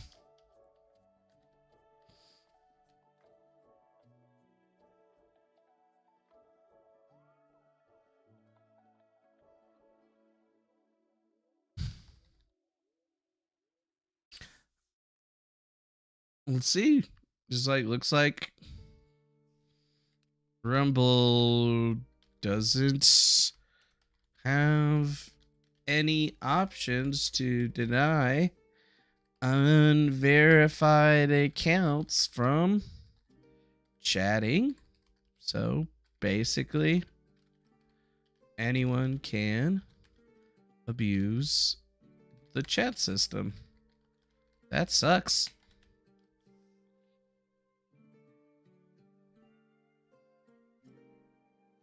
We'll just keep putting it all out there, you know, every single one of the accounts listed one by one on a thing directly to Rumble, and we'll see how they take care of it.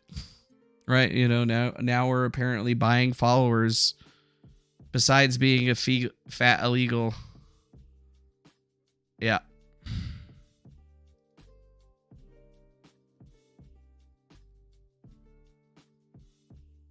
That really sucks.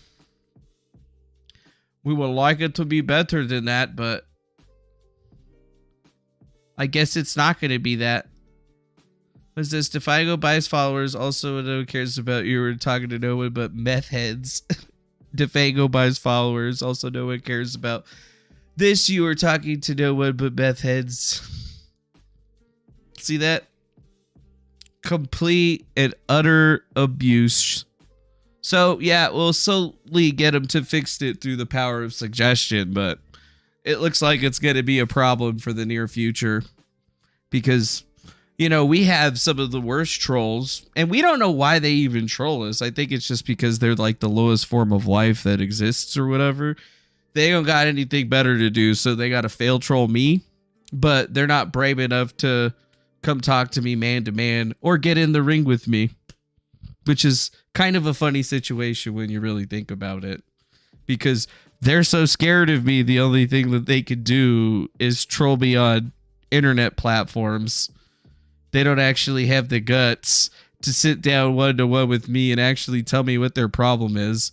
Oh, no, we want you to kill yourself. That's what they wanted, right? That's what they wanted.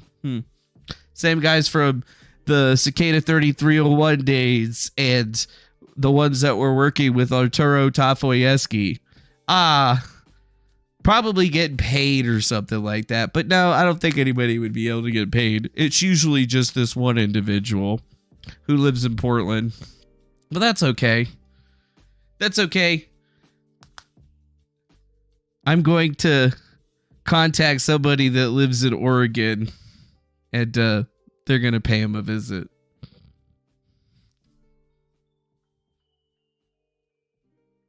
They're called the police. Right? Because, you know, we do that. We've done that in the past. But that's fine. It's usually the same, like, 3 or 4 group. The group of 3 or 4 people. Right?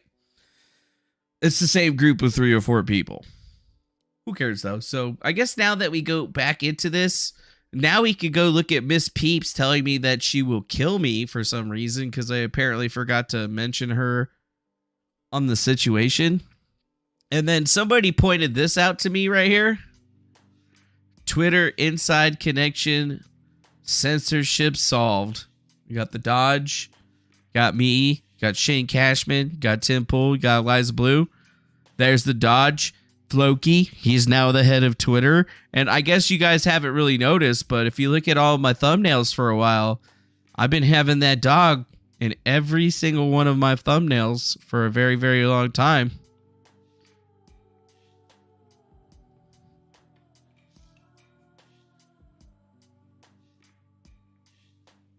The conspiracy is real, folks. The conspiracy is very, very real, I would have to say. And thank God. We're literally fucking through that shit. Thank God. Thank God. I mean, literally, like, that was brutal, man. We had to live through that whole entire shit. Lunchy! Where are you?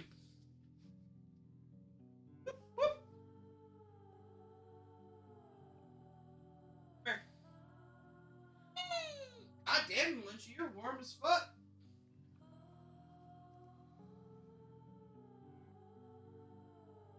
Yeah, you'll fist fight me with. You're gonna fist fight me, Callie Miss? I will punch you in the fucking titty, girl. You better watch out. I'm gonna punch you right in your titty. You're gonna be like, ah! It's 2023. We're equal or whatever. Men can play women's sports and shit. Hi, Lunchy. What's up? The people on the internet wanted to see you.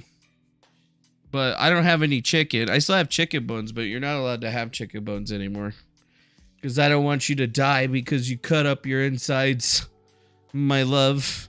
My sweetest of girls. The sweetest Lunchies ever. Hey, did you have fun going to the weed shop with me today? Yeah.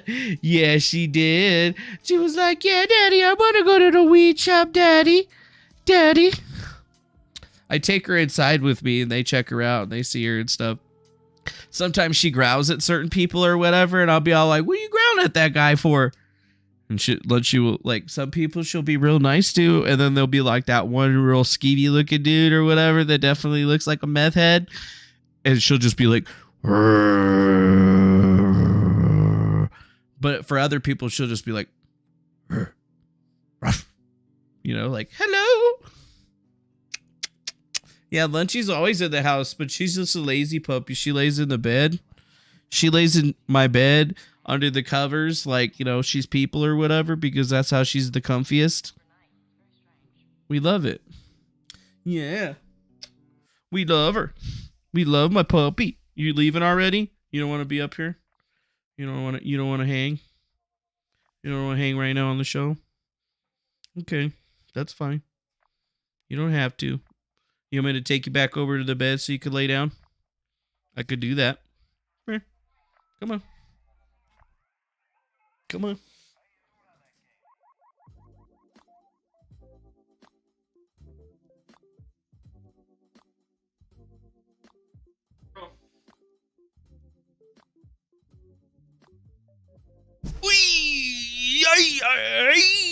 Okay. Yeah, my back hasn't been hurting as much so far, but I got a real good crack earlier today. I was like, and then I went, and I was like, woo! Feels pretty good, actually. Might be able to raise my kundalini, you know what I'm saying?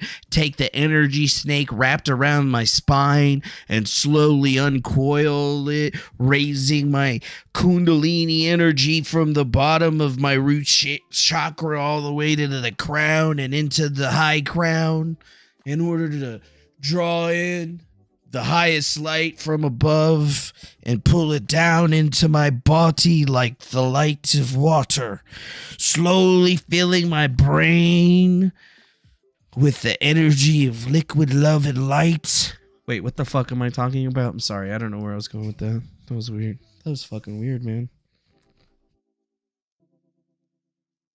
What? Anyways. Callie Miss says that she's an Amazon. She will crush you. I don't give a fuck how big you fucking think you are or whatever, girl. I will punch you in your titty.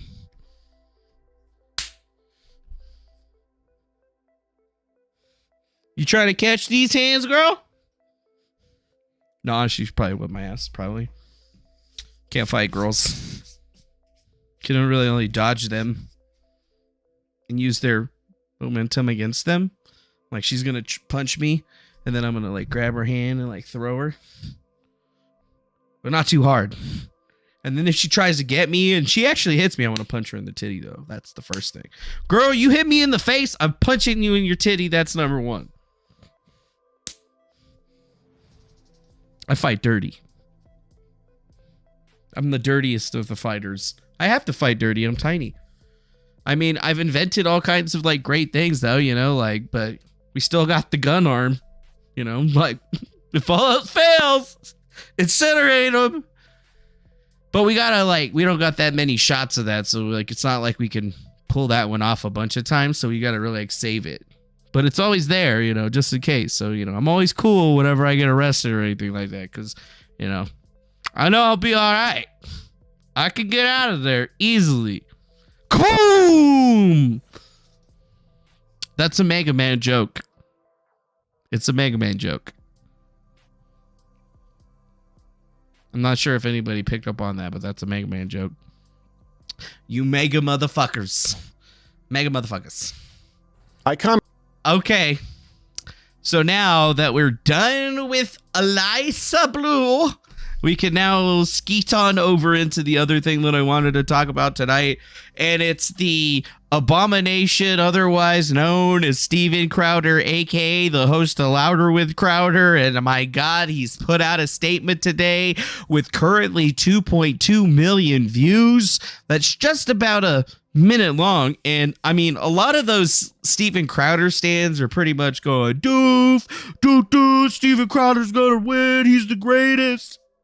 But I think it might be something a little bit different. So, as you know, Steven Crowder has been getting kind of outed for being a shitty individual to his wife. On top of that, Dave Landau came and kind of exposed him for being a bully and an asshole. And more people are coming out of the woodwork to say things. So now he's putting out his big boy statement that's going to own all the libs or whatever. I'm surprised he didn't put on a dress for this one. I commented on my ongoing divorce on Tuesday, requesting privacy in the best interest of the family, but also by court order agreed upon by all parties. What? Court order agreed upon by all parties? What? No way, dude. Are you sure it was agreed upon by all parties? Are you sure that court order is enforceable or what? Because like the last time I checked, you still have divorce. It's not over. So kind of weird that there would be something like that happening. Right?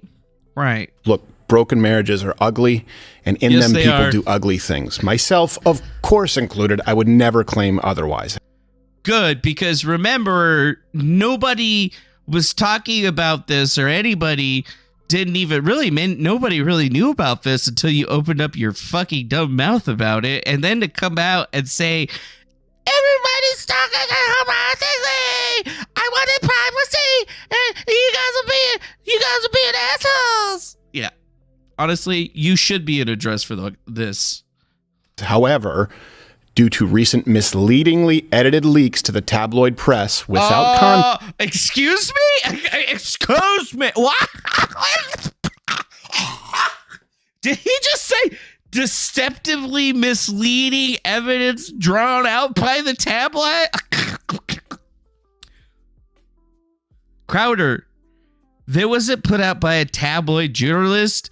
It was put out by a fucking Substack account that has their name all over it. That's not a tabloid journalist in any way. It's just a regular ass person that seems to have gotten that from like your wife or your wife's family, as according to what is listed in there, that basically denies what you're trying to say. It makes you look like a big piece of shit. And it's not deceptively edited. It looks like two separate clips just slapped together, because everyone knows that Ring cameras only give you a certain amount of footage, don't they? Like usually when you're clipping the little bits out, because whenever Cerise sends them to me, she can send them to me like it's never been over a certain length of time or whatever.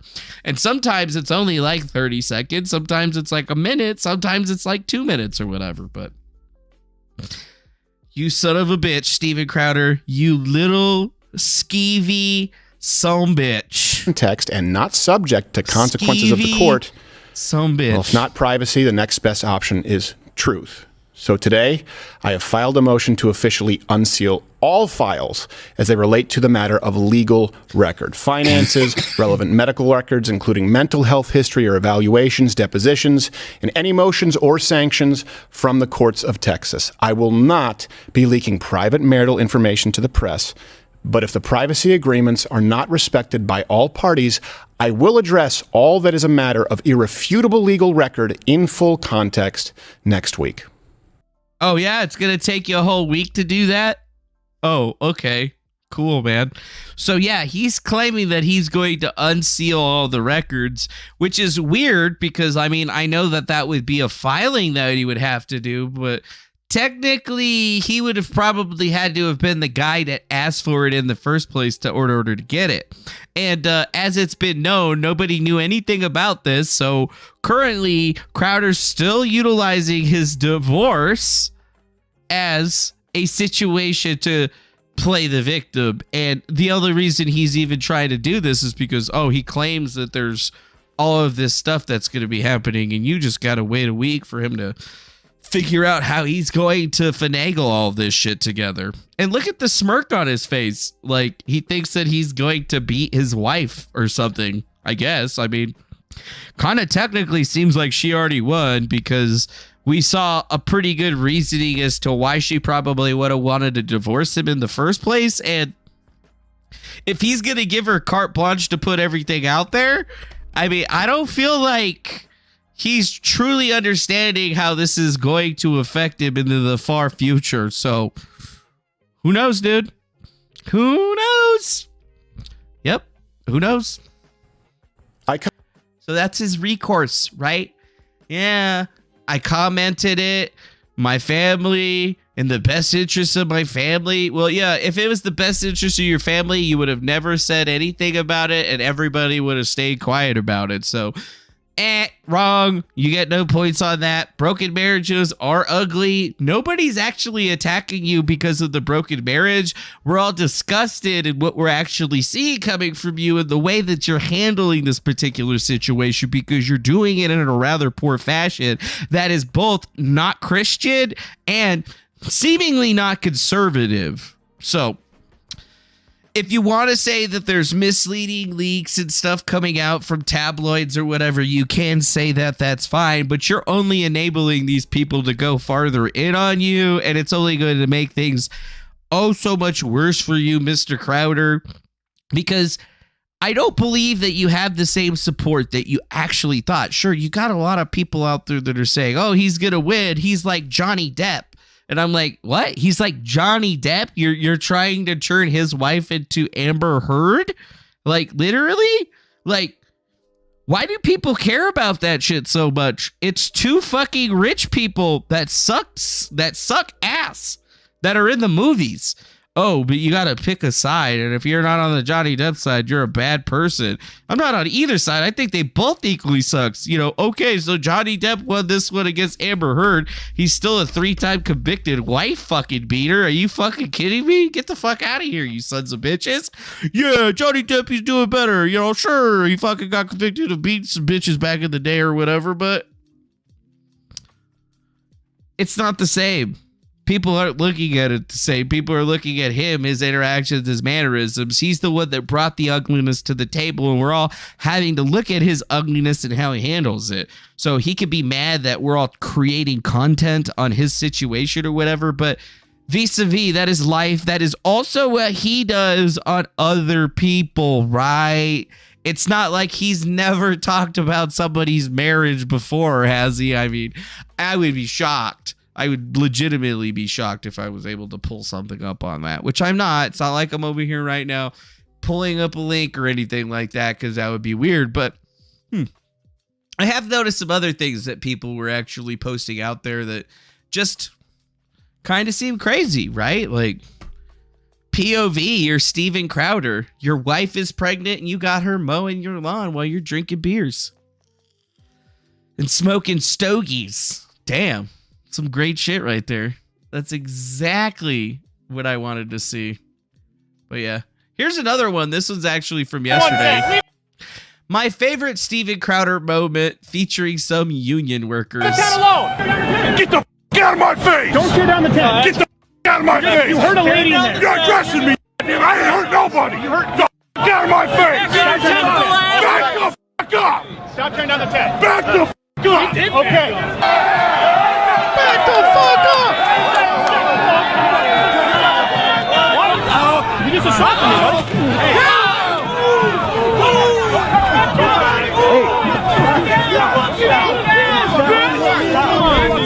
You got a gun! You don't want anybody to get hurt. I'll kill a motherfucker with a gun! I killed 20 motherfuckers with a gun! Did he just get smacked up? Hey! Leave it alone!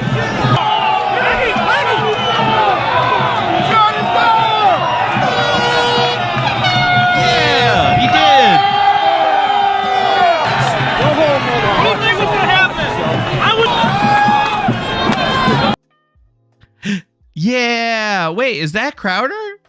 I love this moment because Crowder is one of those cretins who gets off on picking on college students, immigrants, his pregnant wife, and targets he sees is weak and unable to stand up to him. Then he tried pulling that union worker and they absolutely destroyed him. By the way, the union worker who punched Crowder did it in self-defense, as the unedited footage he was forced to give to the prosecutor showed the deceptively edited to make it seem like it was unprovoked because he's a depraved scumbag. Also note that the last part on abusive husbands. Wait, what's that right there? Weird. What's that? Remember when conservative comedian and Fox News contributor Steven Crowder was punched in the face by union activists outside of Michigan protest? Crowder made a big deal about it, even going as far as to challenge a protester to a legal sanctioned mixed martial arts bout.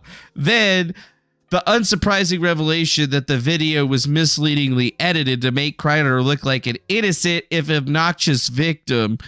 That he heavily edited the video, in which Fox News themselves released, is the reason why on Monday, Ingham County prosecutor Stuart Dunnings III announced that he will not press charges against the protester Dunning said was trying to defend himself.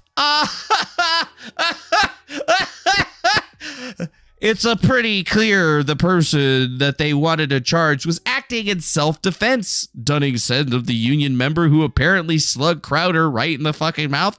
Dunning questioned why Crowder didn't initially provide that original footage to Dunning's office. I'm not holding that against him, but why they would provide the edited video, the longer video clearly shows the guy got pushed down and came up swinging. Dunning's decision was based on the state police investigation, which reviewed both edited and unedited versions of the video.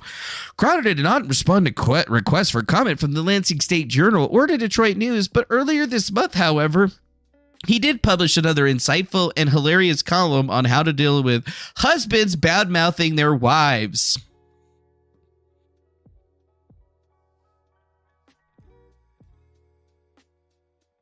Oh, you mean like he was bad-mouthing his wife and we just found out about yesterday or whatever, and 10 years ago? He was being an obnoxious little prick who was fucking worthless, who is the fucking worthless spawn of the Satan, otherwise known as Mrs. Schumer. Yes.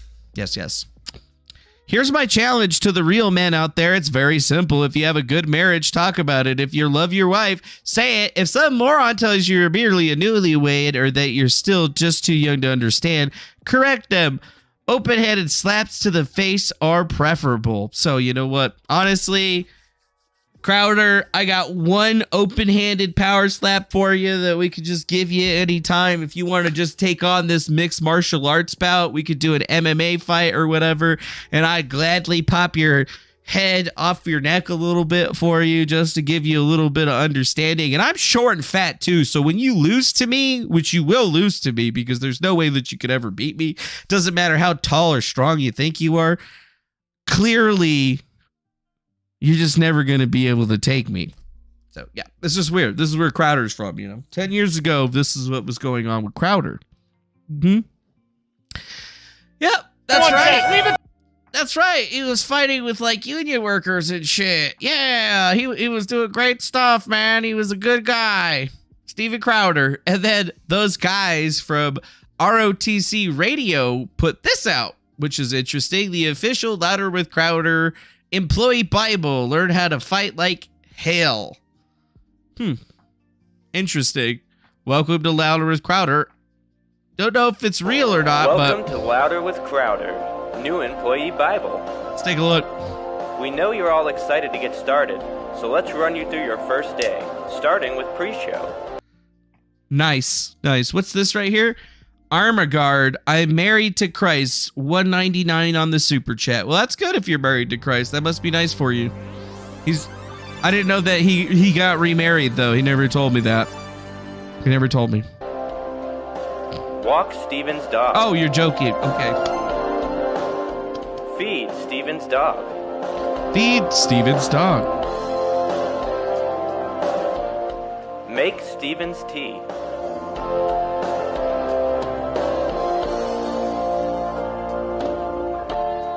Important reminder. Whoa! We got ourselves a $20 per chat from the direct drive from Mr. Plunderbuss. Too many Jerry Springers running around. The sooner they all go broke, the better. Oh, yes, I completely 100% agree with that shit.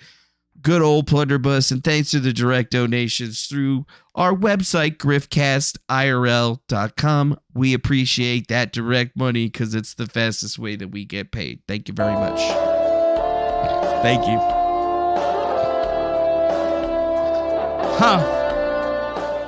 Deliver the tea to the studio about 5 minutes before runtime. Important reminder, make sure to place the tea on the right and the sparkling water on the left. Stock Steven's fridge.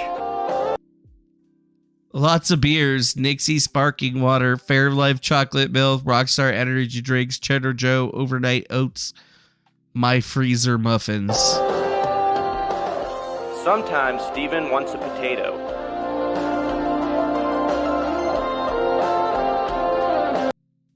Wash the potato, poke holes in the potato, wrap in a paper towel, microwave for 2.5 minutes on each side, cut it in half, and then deliver the potato to me during run-through. Can you get me a potato, please? I am very, very famished. I would like to eat a potato, a sweet potato.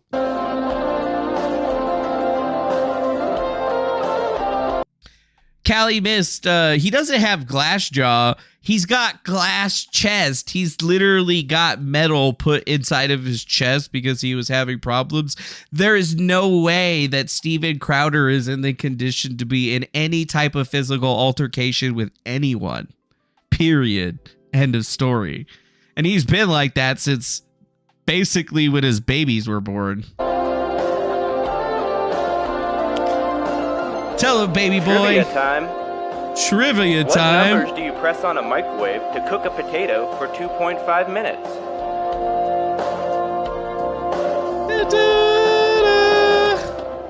That's right. Yeah, if you're not smart enough to know that 2.5 minutes is 2 minutes and 30 seconds, well, there was a fucking quiz for you. You are smart. Change my mind. Do Steven's laundry. Wash my clothes, bitches. Good job. Now on to run through. Set up Steven's iPad. Set up Steven's iPad. What? Make sure iPad is in the studio. It is set to do not disturb. It's inverted dark mode.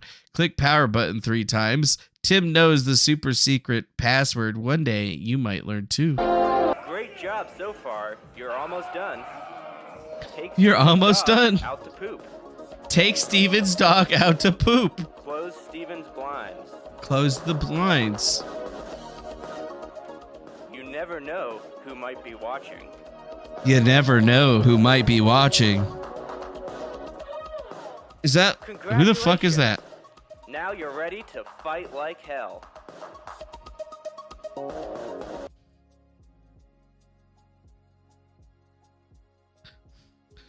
That again was from ROTC Radio. I don't fucking know if that's real or not, but I kind of feel like that might be legit, actually. I think it might be legit. I don't know, dude. I don't know if it's legit or not legit, but it feels very, very, very strange indeed. Yeah, it feels really, really strange. It feels super strange. Almost too strange. Almost like somebody tried to bamboozle us. I feel like I'm getting... Yeah. I feel like I'm getting this. So let's see. Wait. Steven Crowder chest surgery. I think that's like something that... Let's see. Here you go. Right here it says, conservative YouTuber Steven Crowder said that he could physically feel death several days after a mild lung collapse. Crowder is a conservative who's been demonetized twice on the platform about having surgery earlier in July in relation to a connective tissue disorder. On Tuesday, he said that he took a turn for worse and could physically feel death. YouTuber and conservative commenter Crowder posted in June that he was having surgery to correct a genetic defect and has been documenting his recovery on social media since the procedure in early July. In a tweet Tuesday, he said that his problem was fixable and he thanked his followers for their support. Last night took a turn for the worse. Ever actually get so close that you could physically feel death? No, actually, I've actually been dead and come back to life. So, like, I understand what you're feeling, but I've also gone farther. And let me tell you, it's not a picnic. And definitely coming back isn't a picnic because certain things don't heal. Like, whatever happened to you when you died and then you come back usually stays, like, bruised. There's usually a mark of some kind that just never goes away. That sucks. He's a dick. The good news is it's fixable. These things happen. I'll be back before you know it. Thanks for the support. That was July 27, 2021. Because if you remember back in the day, basically he had to go have some chest surgery where they basically had to augment his chest and add titanium rods to parts in his rib cage because his lung legitimately collapsed. Who knows if it's from some kind of altercation or whatever. They said it was a genetic deformity or defect, which is interesting because it might actually be working out for him because he seems to be still staying in his physical condition. That's pretty well, but that's why I say, yeah, even if it is 2 years after this particular situation went down, I don't think that he's still like up to snuff to be able to be fighting with people like he used to do 10 years ago, to be perfectly honest, which is why, like he had a lung collapse. He's probably still on the lung capacity of one lung. I don't smoke anymore and I don't smoke any weed anymore. And I live in a really, really high elevation. So my lung capacity has got pretty good. Even with the vape thing, just barely hitting it, I can blow fat motherfucking clouds. And I'm on like 23 watts on this bitch. And I've been, doing a lot of breathing training to extend my ability to hold my breath. And it's been going very well. Soon, I'm already losing weight too. And I'm not actually lifting any weights or anything like that. I'm doing like an old school, like strongman thing that my buddy Sithward basically said that he does. And literally, like, he looks like one of those old school strongman types that you would see. Right? So, watch, you're going to see, I'm going to be lit, dude. I'm going to be swell as fuck, dog. And then I'm going to go start harassing people. And I think one of the first people that I'm going to start harassing in a big way is Frank Castle. Because I hear he's 6'8", and I think that he would just be the perfect person to hassle. So like Frank Hassel is the #1 hassler on the internet. So it's going to be my goal to basically start hassling Frank Hassel so bad that I'm going to out-hassle the hassler. It's going to be fun. It's going to be fun. Gonna be fun. It's gonna be fun. Wait, I'm not allowed to see these tweets? What, William Legault? What the fuck? Somebody just blocked me? Wow, William Legault blocked me? What? William Legault blocked me? I was like looking at this shit. Were you like watching my fucking Twitter? Were you like watching my fucking show, William, and you decided to blow that out on me? Why'd you block me, you little piece of shit? The fact that Steven Crowder got gender-affirming surgery is perhaps one of the funniest things we've learned from his messy divorce. For those asking, Crowder was unsatisfied with his feminine appearance and his chest, so he had elective surgery to artificially make his chest look bigger.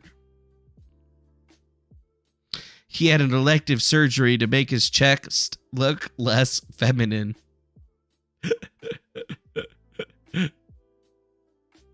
Yeah, apparently I can't see William Legault's tweets because he's got me blocked. Fucking bitch.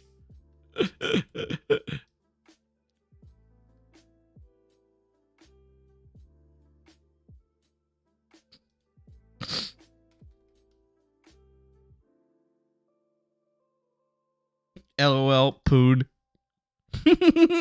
Poon. What a fucking poon. What a fucking poon. Why did he block me? I didn't even know who this dude is. I don't even know who this dude is. Dude, I don't even know who this dude is. So that's pretty much it for today. I mean, I was going to talk about the Bamboozle festival. I guess I should just get out that out of the way so I can feel like I made sure I got through all of the links today. But yeah, that's the last thing that we're looking at, friends, over out here. Apparently there was a music festival called Bamboozle. I didn't hear about this, but yes, indeed, there was a music festival called Bamboozle, and a bunch of people are pissed because they canceled the festival. So in fact, Bamboozle 2023 officially has been canceled, and everyone that paid for tickets and shit legitimately got bamboozled. So there's people that paid for tickets to go to a festival with no headliners or anything called Bamboozle, and now they're pissed when they found out that they got bamboozled. I don't get it. It was announced today that the Pop Pub Hip Hop Learning Music Festival, which was supposed to be the return for the first time since 2012, next weekend will no longer go on. The festival was supposed to be held May 5th through 7th in Atlantic City, New Jersey, and feature a bill with the lights of Black Bear, Bad Omen, Dwayne, Flyleaf, Ice Spice, Mod Sun, Turnover, and others. And in an official statement on their site at Instagram, it says, after extensive discussions, we have made the heartbreaking decision to cancel Bamboozle 2023. An incredible amount of time, dedication, passion, and hard work was invested into making this comeback a success. We appreciate everyone who supported this festival. Refunds should be requested at the point of purchase. Few other details have been announced, but the festival is basically over because they did not submit proper documentations to a deadline to secure the permits to actually make the thing happen. Can you fucking believe it? I hadn't even heard about it, dude. Haven't even heard about it. Like, they were gonna have Joey Badass and like a couple other interesting characters that I might have heard about one time, and it's all over. I mean, it just fuck, dude. They were gonna have Papa Roach, dude, and Limp Bizkit, and it's not happening. What the fuck, bro? This is like an interesting lineup right here. Got Joey Badass, Ski Man, Sump God, Turnover. I don't know half of these people, but I know Bad Omens. I know Limp Bizkit. I know Say Anything. I know Steve Aoki's Emo Night Dance Party. What the fuck? I literally, dog. I'm super sad that this isn't happening. But they called it Bamboozle. So if you feel like you didn't get bamboozled by Bamboozle, I would feel like bamboozled. So that's pretty much it. This is pretty much it, dude. I mean, shout out, dude. Shout out. It's a good show today, man. We had a lot of people hang out for a long little bit of time. We had the most viewers over there on the YouTube, bordered around to 50. That's pretty decent. We had like we had almost 30 people watching over on Rumble going on. We got like 14 people over there kicking in and hanging out. We appreciate all you guys over in the Rumble fam getting us some actual extra views, because we know that after this thing goes down on YouTube, nobody's going to see this shit anyway. And then we got some folks hanging over on Kick, and we got some folks hanging over on Twitch. Always nice to see y'all. We don't even know if anybody's like watching on Twitter, but you know, somebody told me that there was chat, and I'm just saying, like, there's no chat, right? There's literally no Twitter chat that I could actually see or I have seen before. So I don't know. Maybe one day Elon's going to fix that shit. That'd be cool. That would be really cool. So with that, we're pretty much done for the evening. My friends and family, I hope you have a wonderful rest of your evening. Please be well, my friends out there. And remember that they're coming back in a big way, you know, like Eliza Blue's trying to come back. Steven Crowder's really trying to sell you a pile of dog shit, just like he tried to sell you a pile of dog shit 10 years ago and every day since. And if you don't get it, I'm not really here to fucking argue with you. I'm just here to be like, remember all the other times that I was right and you were wrong and you were pissed? Don't make this one of those times. I'm here to help. I'm not here to make fun of you until you go against me and then get wrong, be wrong, and then, you know, then I'm going to make fun of you. So, sweet dreams. Ta-ta. I hope you have a wonderful rest of your evening, my friends. Adi, Slos, and be well. Be well. Gangstalker out. Dun, dun, dun. Love them chi-chis. Where are the chi-chis? Where are the juggies? Who doesn't like them jugs be? I like them chi-chis. Who don't like them chi-chis? Even them ladies like the chi-chis. Why we gotta call them on the chi-chis? Don't you like them boobies? Yes, you do. Tits are fine. How about you? How you wanna roll when you go on through, when you're watching them things all bump around you? If they ain't got titties, that's fine. If they ain't got jiggle, that's fine. It's just everybody likes boobs. I don't know. You can quote me on that shit.